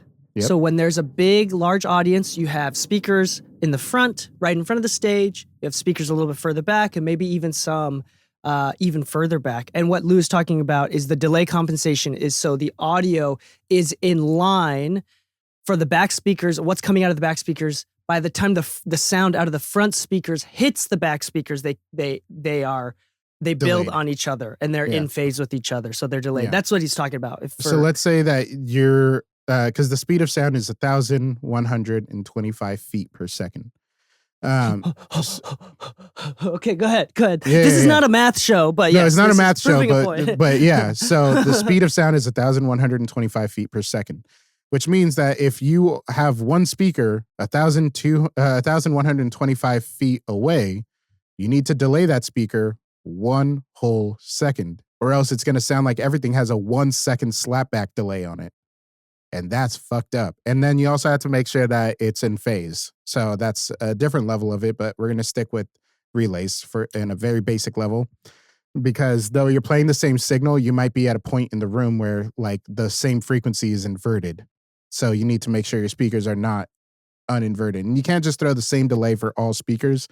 Every speaker has to have their own delay because they all carry a different distance from the primary source. Of course. So with that said, hearing protection. How loud can I be in the venue for how long? In Germany and in the Netherlands, on average, it was like 115 to 120 decibels over the course of 15 minutes. And this is regulation set by law. This is what they consider. If you listen to this loudness for longer than this time, past this point, as an average, you need to turn your system down or we will fine the venue. Interesting. Okay, Yeah, so and that's they regulated. actually have systems in place that regulate it and track it and get reported. So what do? Do you just turn some songs down? Does this affect the set list? Is this like Yes and no, you just but turn down the master remember fader? how I said like gain staging is very important? Mhm. So think about like a DJ. The DJ is just launching songs. They don't typically care about loofs. So one song might be 14 loofs and the other song might be 8. And obviously we're talking about negative, but just for the sake of conversation, we're just keeping sure. it simple. So if one is 14 because it's from 2008, or whatever, 2005 was, I think, like the generation that really saw Paparazzi, the song that really got gold. Let me see, Xzibit, Paparazzi. I'm just looking this up just for conversation's sake. Paparazzi. Good. I love it when we look things up and can double check our facts. Yeah, because I'm curious. Let me see, release date. This didn't give me the info I wanted. 1996, 1995. So we're talking about, what is that, 30 years ago? That song is from 30 years ago. Loudness standards of 30 years ago. We have continually gotten louder on average, not because, there's a limit, but rather there's a standard that's kind of socially created. So because of that, Paparazzi being launched by the DJ is going to be quieter than Elevator, which is a song from 20 years later. If that's the case, you can assume that the DJ needs to gain stage the tracks, but that wasn't the case. So part of it is actually writing the fader on certain elements to make sure that you're staying in pocket. So if we were to move everything around the DJ, then the drums are getting pushed up or pushed down and all that kind of stuff versus just moving the DJ up and down. The reason being that we want to do that is to keep a constant SPL average, and we don't actually have to rebalance the vocals outside of, like, in this song, it's more low end than it is mid-range instruments and stuff like that are being really showcased. So we can bring the vocal down a little bit to kind of have them a little more in pocket. Like some of the songs that we were playing on tour were unreleased and part of the new album that's going to be coming out. So because of that, it's like, hey, we really have to showcase this song in the best light so that people really think it's cool and want to buy the album. So you really are mixing on the fly. But if you can keep your SPL down, there's moments where you can take your headphones off, your in-ears out, and really see what the venue sounds like. But then you have to go back to your headphones because 120 decibels, even if you do that for 15 minutes, you can damage your hearing. So what I did is I did a combination of 3 things. During setup, because the drummer is going to hit the drums, how else is he going to know if he likes the setup, right? I use silicone in-ears molds. They're not molds, but they're kind of like on-the-fly molds. You can buy them at CVS. They do a 30 decibel reduction, and they look like jelly beans at first with a flat top, if that makes sense. They look like cylinders, better yet said. They look like cylinders. And you squish them in your hand and you mold them into whatever shape. Usually what I do is I do an elongated thin tip and then a very wide outer base. I put that into my ear and I push it up against until it creates a seal because it's kind of sticky. And it does a much better job than those like foam peanut looking things. Much better than the eargasms and all that kind of stuff. Because the eargasms, If I'm not mistaken, it looks like the swimmer's ear protection stuff, right? Basically, it's like this waxy substance that molds to the ear. They just don't call it swimmer earplugs for whatever reason. Like, because that's honestly what it's meant for. It's waterproof. I see it now. I'm looking it up on the internet. I see them. That's cool. So I like those. It's a 30 decibel drop in reduction. And while I'm setting up, I'm not exactly there to check sound. I'm just setting up I/O. I'm just making sure everything's where it needs to go, making sure the overheads are properly aligned with the drum set and everything. I have other priorities in that moment other than what I'm hearing. So I do that. Now, when it comes time for checking in-ears and things of that nature, I try to wear the same in-ears that they do. So I took 2 sets of in-ears with me. One of them is here next to me. The other one is behind me, so I won't go there. But this is what the band was using, and these in-ears kind of look like this. I don't know if it'll focus up on it. There we go. And they kind of carry like an interesting little shape. If you're listening to the podcast, Lou is holding up a set of in-ears to the camera. Yeah. Now, these ones are a little cheaper ones because, like I said, this is the first time that they're working with a band. And if everything went well, then we'd be moving forward working with a band. Also, first time for Xzibit ever using in-ears. Now, X went and got himself some custom molds, which is what I recommend for everybody because everybody's ear is different. Those universal fits from like Shure, Westone, and everything, they're good. But once you start sweating and stuff, like they can slide out and they don't really conform to your ear to like rip in place. So, molds tend to sit a little better. They will slide out over time, but not as often as like those universal fits unless you do the extra thick, spongy type things. But not everybody likes those like weird thick foam. Some people prefer the silicone feel, but those silicone ones don't seal as great and they do slip a little more. So depending on your in-ear, depends like what you're really experiencing. But when you're checking in-ears, you want to check it in that. And so I used Shure SE 425s at the beginning of the tour, but one of the ears died on me. The cable got yanked and unfortunately broke. So I switched over to Shure SE 215s, which if you're ever looking for in-ears, those things are only $100 and they seal a lot better than most. So I would check for ears, and anytime I'm actually like live checking mixes and things like that, if I'm checking people's monitors, I'll switch over to in-ears. And how often do you like pull everything out to check the audience like while the show's going? When I run out into the audience, I'm wearing my Apple AirPod Maxes with noise reduction on. And I got to say, they're fucking amazing for that too. Like I've always you really don't like raw dog the show ever. Not on a constant basis. There is a point where you learn certain things. So like at front of house, I've seen guys that get criticized for wearing earplugs during the show, right? But your ears will adapt to what's going on. Your brain knows what's going on. It's just a lot quieter. So when you talk, you hear your inner tone a lot louder and you hear people's conversation quieter, so there's like this adapting stage when you're in a quiet room, right? But when you're in a loud venue and you're pushing 115 decibels and your thing is doing a 20 decibel drop, you're down to like 95 decibels, which is kind of mixing range. So that's where like Eargasm makes a good marketability. Where they're like, oh yeah, it's clear audio, but quieter, So like you see people wearing eargasms or things of that nature. Especially at the top end. Exactly. The top end is a huge difference maker. But imagine this. Imagine that you're working on like, if you don't have eargasms, right? Like I use 425s and what I like to do sometimes is put a belt pack on myself, like a PSM 1000 belt pack, and I'll monitor people's Q mixes by routing the monitor outputs to a Q box for myself. And that way, when I hear what they hear, I'm actually listening through the same wireless system. That way, there's any and all, degradation of the mix that's going through wireless and all that, I can monitor that too with the in-ears. But when I'm doing house mix, I listen to these headphones every day. Just like how they say, hey, listen to your favorite monitor and you make that monitor is probably all you need. If you know what every song sounds like through it, for the most part, you should be able to get things right. When I'm on the side of the stage and I'm checking on the house mix, because that's what I mainly listen to because I'm doing like delay throws and everything, I listen in on my headphones, not the in-ears, because the in-ears don't represent an overall full sound. Like they do a pretty good job, but they're pretty tailored unless you get like the Capitol Records ones from is it Westone or Ultimate Ears that partnered with Capitol Records to create a perfectly flat response in-ear for $1,000? Like I'll probably get that one for the next tour just to see how it works and if I Sure. like them. But when I go into the house with my iPad, I just disconnect my headphone from the console. I walk out with noise canceling on, but then I just, I just pop them up, listen to the actual house sound, see what it is. I walk around the venue and everything with my iPad, just making sure that everything sounds the way it's supposed to.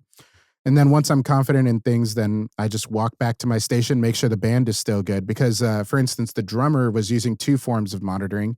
He was using DT770M. I don't know if you know about the M series, which is their monitoring headphone series. It has From really Bear high, Dynamic. yeah, it has a really high SPL drop from outside noise and it bleeding out, which makes them actually really good for like, studio use for like drummers if they need the click track loud and stuff. Um, but he was using those with a wireless belt pack, and he was using a sub and a wedge if they didn't have a sub and line array box as his monitoring on the side of the drum set. So we would be pushing about 110 to 115 right next to the drums and still somehow have to get the drums to sound like there's no monitor right next to it. That's crazy that you have to do that. Let's Yeah. because the show is getting a little bit longer, I want to keep it moving Yeah. ahead. I don't mean to stop you here, but No, totally. There's so a lot of info. there's okay, so culturally Mhm. people are conscious, live sound are very conscious about hearing protection. Very. You raw dog it and take off your headphones and take off all hearing protection for seconds at a time. Maybe a minute or two at a time, but nothing near enough to like cause some serious damage. Especially when you and- consider that your ear fatigues and you Of course. listen, you hear things differently when you fatigue. So everybody in the crowd may be getting fatigued at a certain point, but if you keep your ears as fresh as you can throughout the show, that means when you do take your headphones off and stuff, at the very least, you might be hearing a few more details that might have gone unnoticed during fatigue. Yeah.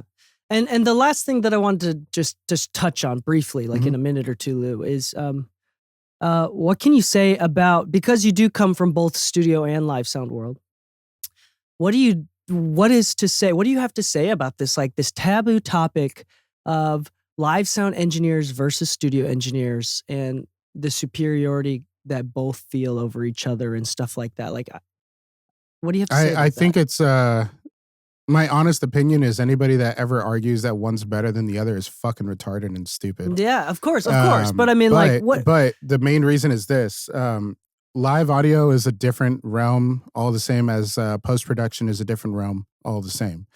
We all deal with the same technology. We all deal with similar audio protocols and needs. We all want flat response speakers. We all want the best possible output for our audiences, but we just do it in different ways, and we have different tailored clientele, if that makes sense. But your SSL AWS 948 may have costed you $129,000.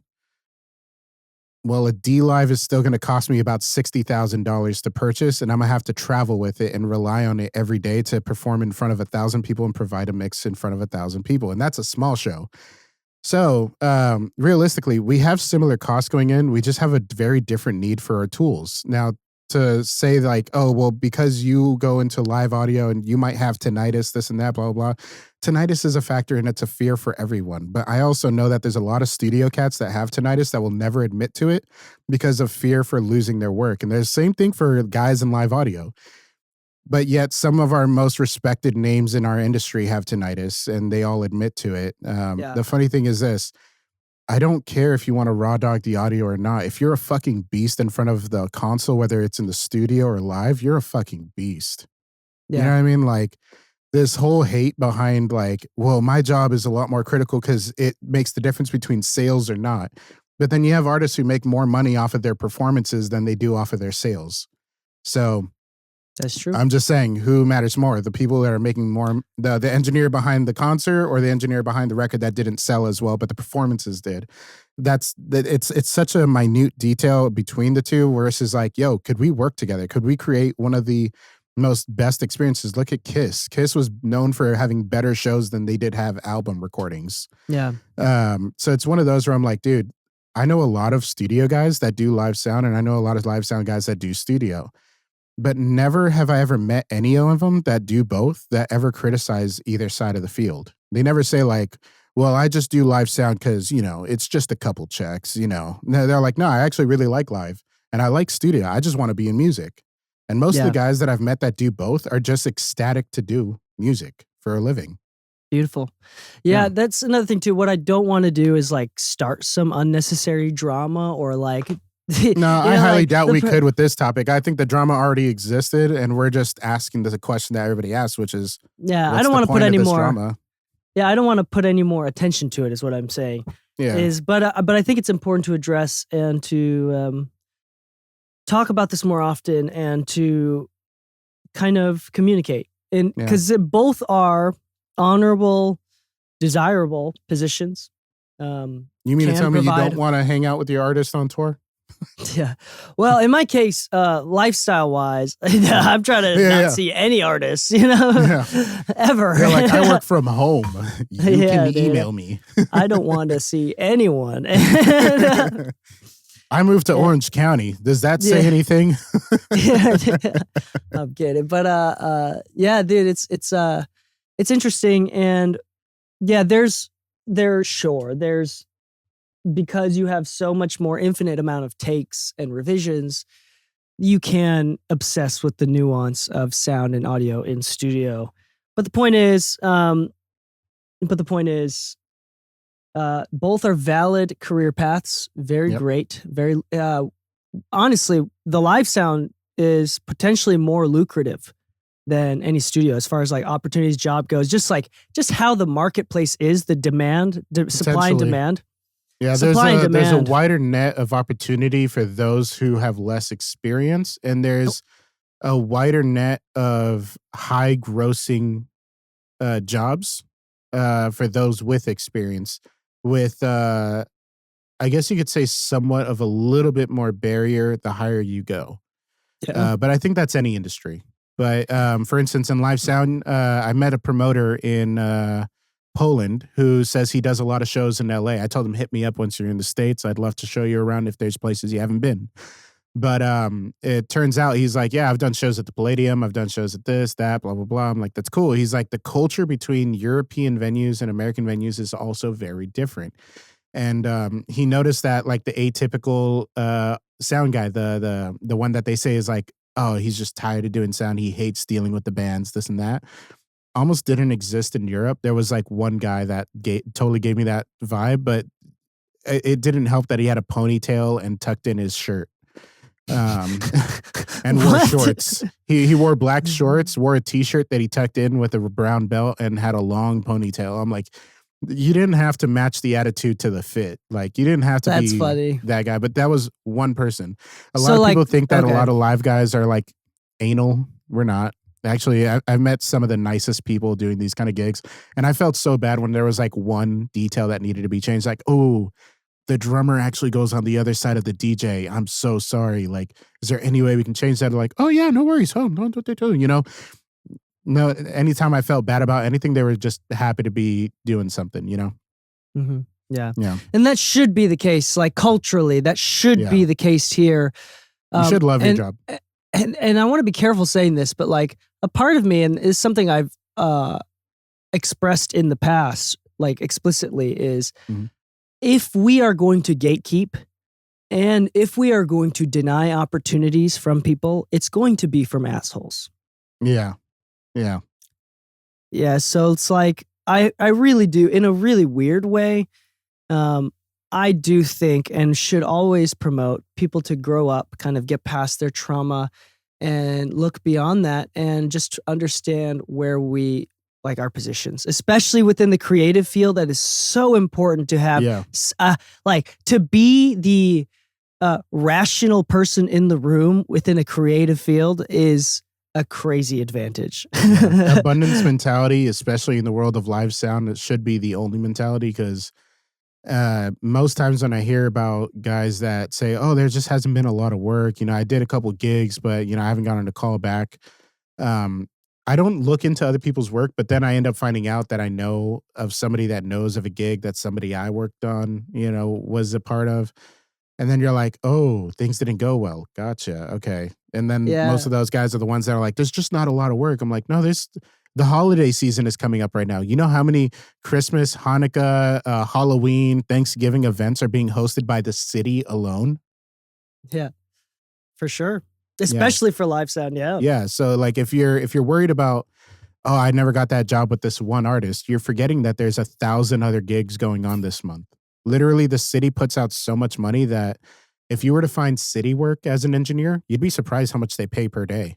And they're not long hour days, and it's not high stress, and it's not even high maintenance gear. Like some of those gigs are literally 2 wireless mics, a mixer, and 2 PA speakers, and you're getting paid the same as if you ran a concert. Yeah, there you go. Yeah. I want to end it with this where the guy that complains, the guy that it's like nihilistic, right? Mhm. And this is a quote that I really like. I forgot who it was from, but it's like, skepticism sounds intelligent coming out of your mouth, but sounds sad to everyone else.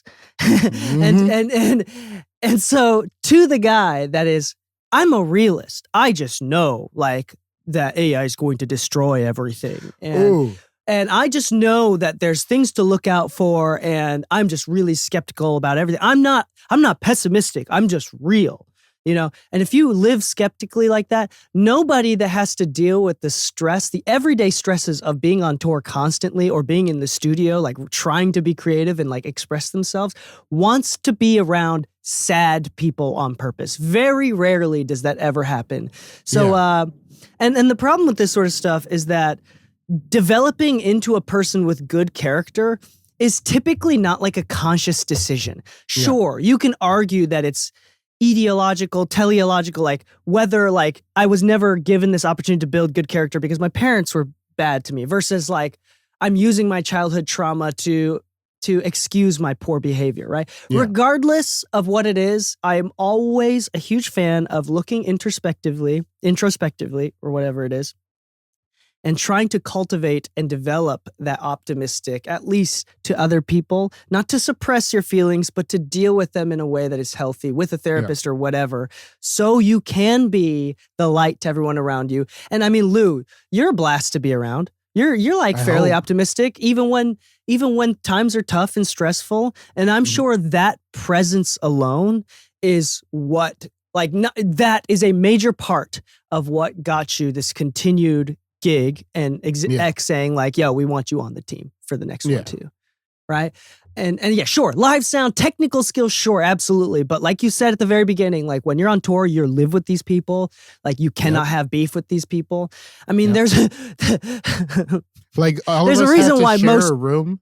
Like each one of us had a roommate for the entire tour that we stuck with our roommate. Nobody had to switch roommates. Nobody had that kind of beef.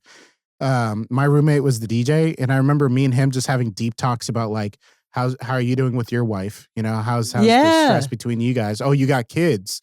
Oh shit, what kind of music do you listen to? And it turns out even though he's Xzibit's DJ, he listens to like metalcore too. There you go. And it's funny because like at the can I say, and there's a lot of different variables for this, but I'm going to isolate this one variable for the sake of my argument. Mm-hmm. There's a reason why on these like high stress, bigger tours and bigger shows, everybody's a little bit more older and mature, and they're not 22. You know, like, I mean, there's a reason why there's always fucking huge drama and beef in any single young dancer tour on a cruise ship. Have you ever had any friends that like dances professionally and tours professionally for like a cruise ship or like for Disney shit, and there's like no drama ever? That's never happened ever. Nope. We know one person who did that, and he was like, "Yeah, that shit was." I know real. a few. I know like a few people. There's always drama, and and so if you can be the young person that is mature beyond your years, that is going to get you miles ahead. And what was cool is like, so when there was issues on this tour, and I'm not saying there was like a lot of issues or anything, and none of them were like massive. Like when I flipped out on the production manager, I was like, I felt bad. I even like within 5 minutes, I walked up to him like, "Hey man, you know I love you, and I'm really sorry for like it's just that with the stress of everything, like we got a job to do." Yeah, you know. Of course. And so like the funny thing is like if there was an issue, like the musical director would just say like, "Hey, I need to talk to you real quick. Can I talk to you?" They'd go off on their own thing. He wouldn't make it public. He wouldn't make it known. He would never bring it up again. Whatever the issue was, that was it. One of the early on issues was like, "Hey, we're in a foreign country, and you don't know what the culture's like out here, and you don't know if they like you or not in a certain neighborhood or not. So we have a buddy system. If you want to go anywhere, you have to go with a friend. On the second day, I needed to buy a replacement power adapter because mine burnt out and everything along with the computer. I went by myself and I was just on the phone with Anna, this and that. And I had brought it up later in conversation. I'm like, oh yeah, I found this mall. He's like, who'd you go with? I was like, oh, I went by myself. He's like, bro, nobody's exempt. I was like, shit, you're right. After that, I was just like, cool. I'm not going anywhere by myself, this and that. Like, listen, man, there's a reason for this. Cause if something happens to one person, we need to know. If you get caught up, you go to jail, somebody beat you up, whatever, you got robbed, anything. We don't know what happened to you, and we might have to halt the tour to find you. Or we might have to leave you behind because of, commitments. Like, there you so go. we need to make sure everybody's safe. So like, we did have, like small things, but everything was spoken to like actual grown adults, and everybody could joke around with each other. You know how I say about like, if you can't make fun of each other, you're not really friends. Holy shit, was there a lot of shit talking, but a ton of laughs with it. But nobody held grudges. Nobody was with an attitude. And I think that's really what really made this a successful tour. That's a whole nother conversation that I have a keen interest in the past is like, it's really, it can be toxic, but I also think it's practical important. And I'm just going to say one thing. This is a whole nother tangent in itself. I love the psychology of like masculinity and like the purpose behind some of the things that are innately, like, for example, like men shit talking with each other. And sometimes it could be really toxic, but if you can talk shit to each other and you both determine that you're both emotionally mature enough to not take it personally, if you're both laughing, by not taking it personally, right? Because like if you're like among guys, among dudes at all ages, if one, whether it's on purpose or not, says something to poke at you a little bit and you react, like that's as much as, they shouldn't have said that stuff and you're valid to think that, but it's also like, it should be a reflection of your personal emotional well-being too. Like if you're not insecure about it, or you're able to like control it or realize like they're joking, if you're not taking yourself too seriously, you can laugh at it. We laugh at it together and it creates a bond among men. And so it's like, it's weird because I don't want to endorse making fun of anybody, but I do want to endorse like not taking yourself too seriously. And life's too short to take yourself too seriously. And especially among bros and dudes and guys, like shit like that happens. Whatever, move on, go on, keep going. It's fun. And have fun with it.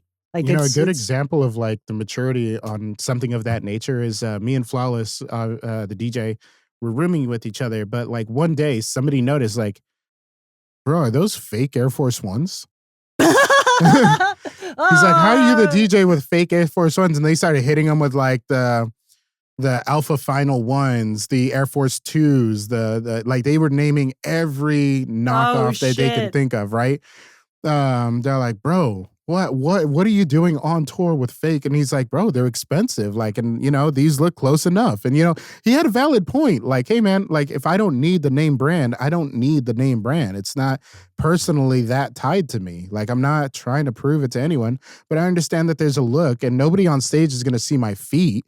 So what does it matter? But even though like we had our good laugh out of it and everything, and he probably felt a little embarrassed in that moment, while we were in Budapest? Yeah, while we were in Amsterdam. Because the one day he didn't hang out with us was in Amsterdam. He said he was tired. He wanted to rest, talk to his wife, stuff like that.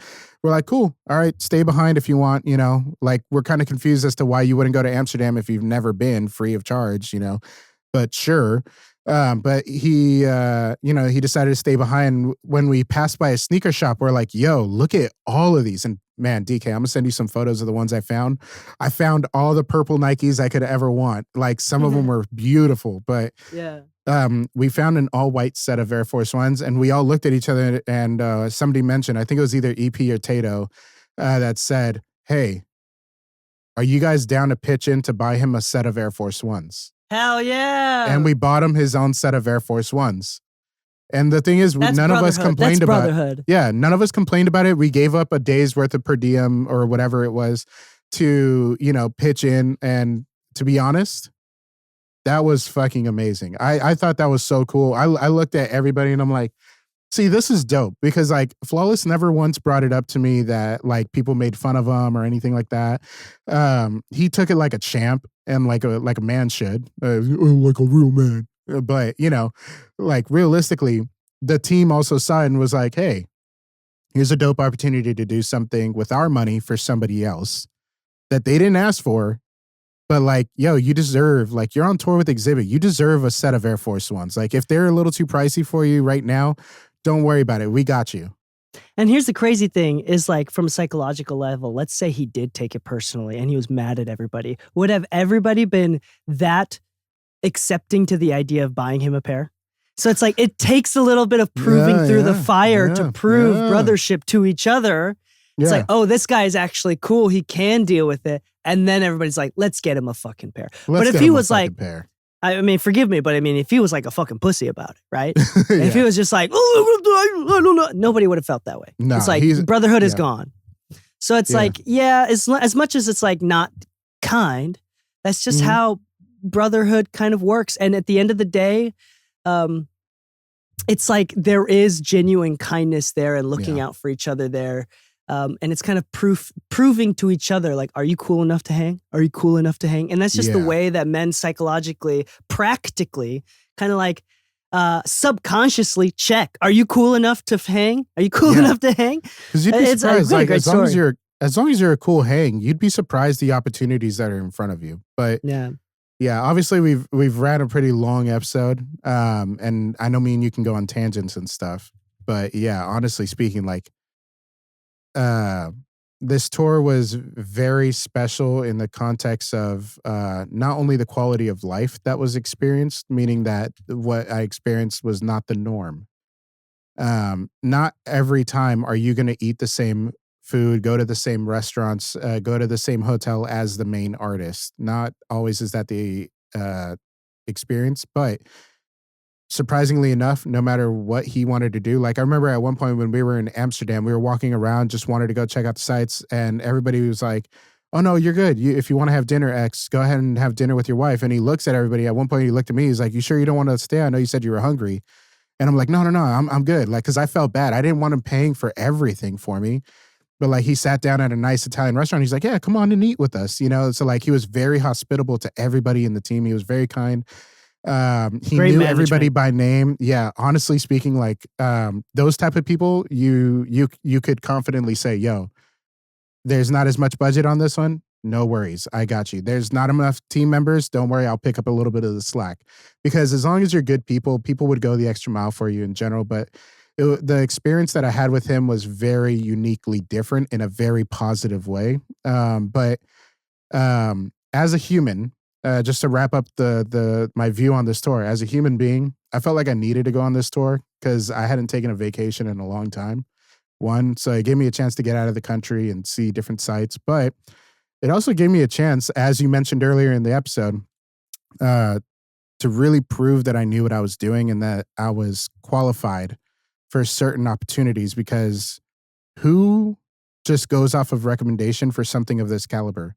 Like, let's say it was only 1,000 people per show and the tickets were $100 each. That's still 100,000 in ticket sales that you're putting at risk. The promoter has to side with you. The musical director has to side with you. The management has to side with you. The artist has to side with you.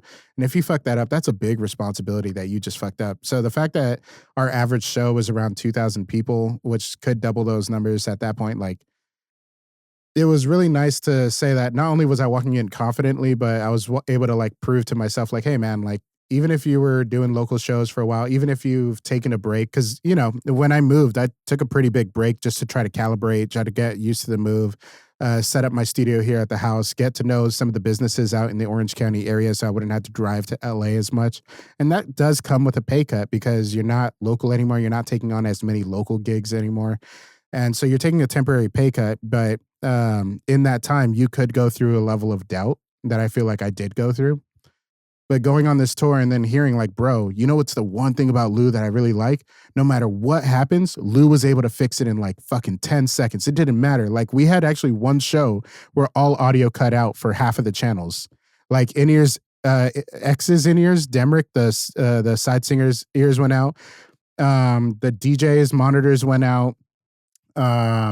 And both keyboardists' signal went out along with the DJ signal. The only people that could be heard and could hear anything was the drummer, the bass player, and the guitarist. And they were fucking G's about this. They just kept playing even though all signal cut out except for theirs. So the audience was like, "Oh, what's going on?" But at one point, X like took his ear out and he's like, "The hell?" And he looks at me. He's like, "What's going on?"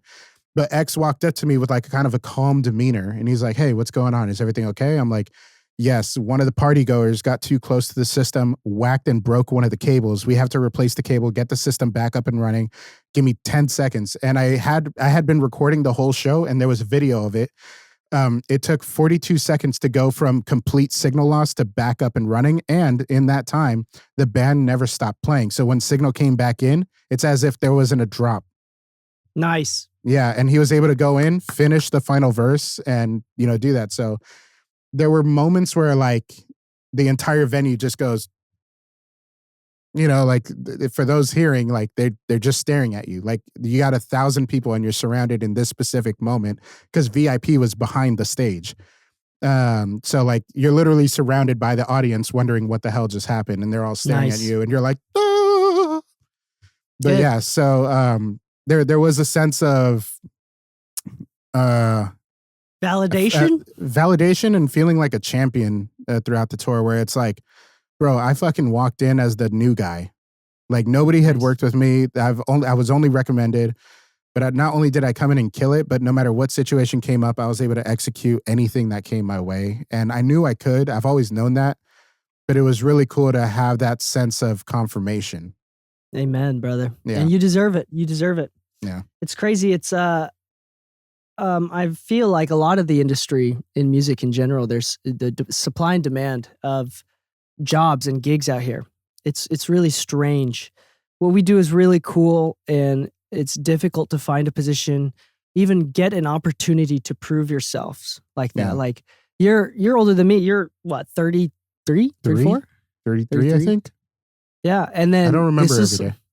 And you've done a lot of live sound at various different levels and stuff, but for you to come off, I appreciate you saying that. Like, to say that it was like very validating as a human. Like I was feeling maybe you described it as imposter syndrome type thing, and you felt validated. Is like it took that long to like after 200 episodes of the podcast and pretending like we know what the fuck we're talking about. No, not even that, because like I've got my gold plaque. I've worked with some of the biggest names in the industry. I've worked at some of the best studios that people can barely afford to get into, some that are like $3,000 a day. And I've worked out of there like 2-3 weeks in a row kind of thing. Yeah. And that's cool. Being trusted with high profile projects, and even the build out of high profile studios with last year I did a $500,000 studio build out. And even then you can still experience imposter syndrome. Which, of course, when I moved and, there was a little dip in work because obviously I've changed locations. I'm changing where my work is located. I'm changing who I'm doing my business with. Just because I'm not trying to sit through LA traffic 2 hours a day, 3 hours a day, you're going to experience that, anytime you go through a major change, you're going to experience that. So it weirdly came in at a good time where I'm like, yo, I haven't been out here a year, but like I'm still getting these big opportunities. These things are still on the table for me. But I'm glad that, it was reassuring of where I'm at. Yeah. And I think that you deserve it. That was the point. You deserve it. We're kind of just waiting around for our turn, and then you proved yourself on your turn, right? Yeah. A lot of people don't get the opportunity, and a lot of people, when they do get the opportunity, don't have enough experience to back it up. Yeah. And they're all talk, right? There's a lot of nuance. Yeah. There's a lot of happened to me. There's a lot of nuance. Yeah. We both have been that guy that ended up accidentally being all talk and then ended up totally proving ourselves right. It takes a lot of faith in ourselves, which is a whole nother conversation to have as well. So, Lu, thanks for talking about this and giving us an entire 2-hour episode. Holy shit. This is great. Congrats on the tour. We hope you more success in the future. As a listener of the podcast and your co-host, right? Like we're fans of you, so Thanks for good job coming back alive and not dying. Yeah. I'm teasing. Well, on that note, thank you so much for listening.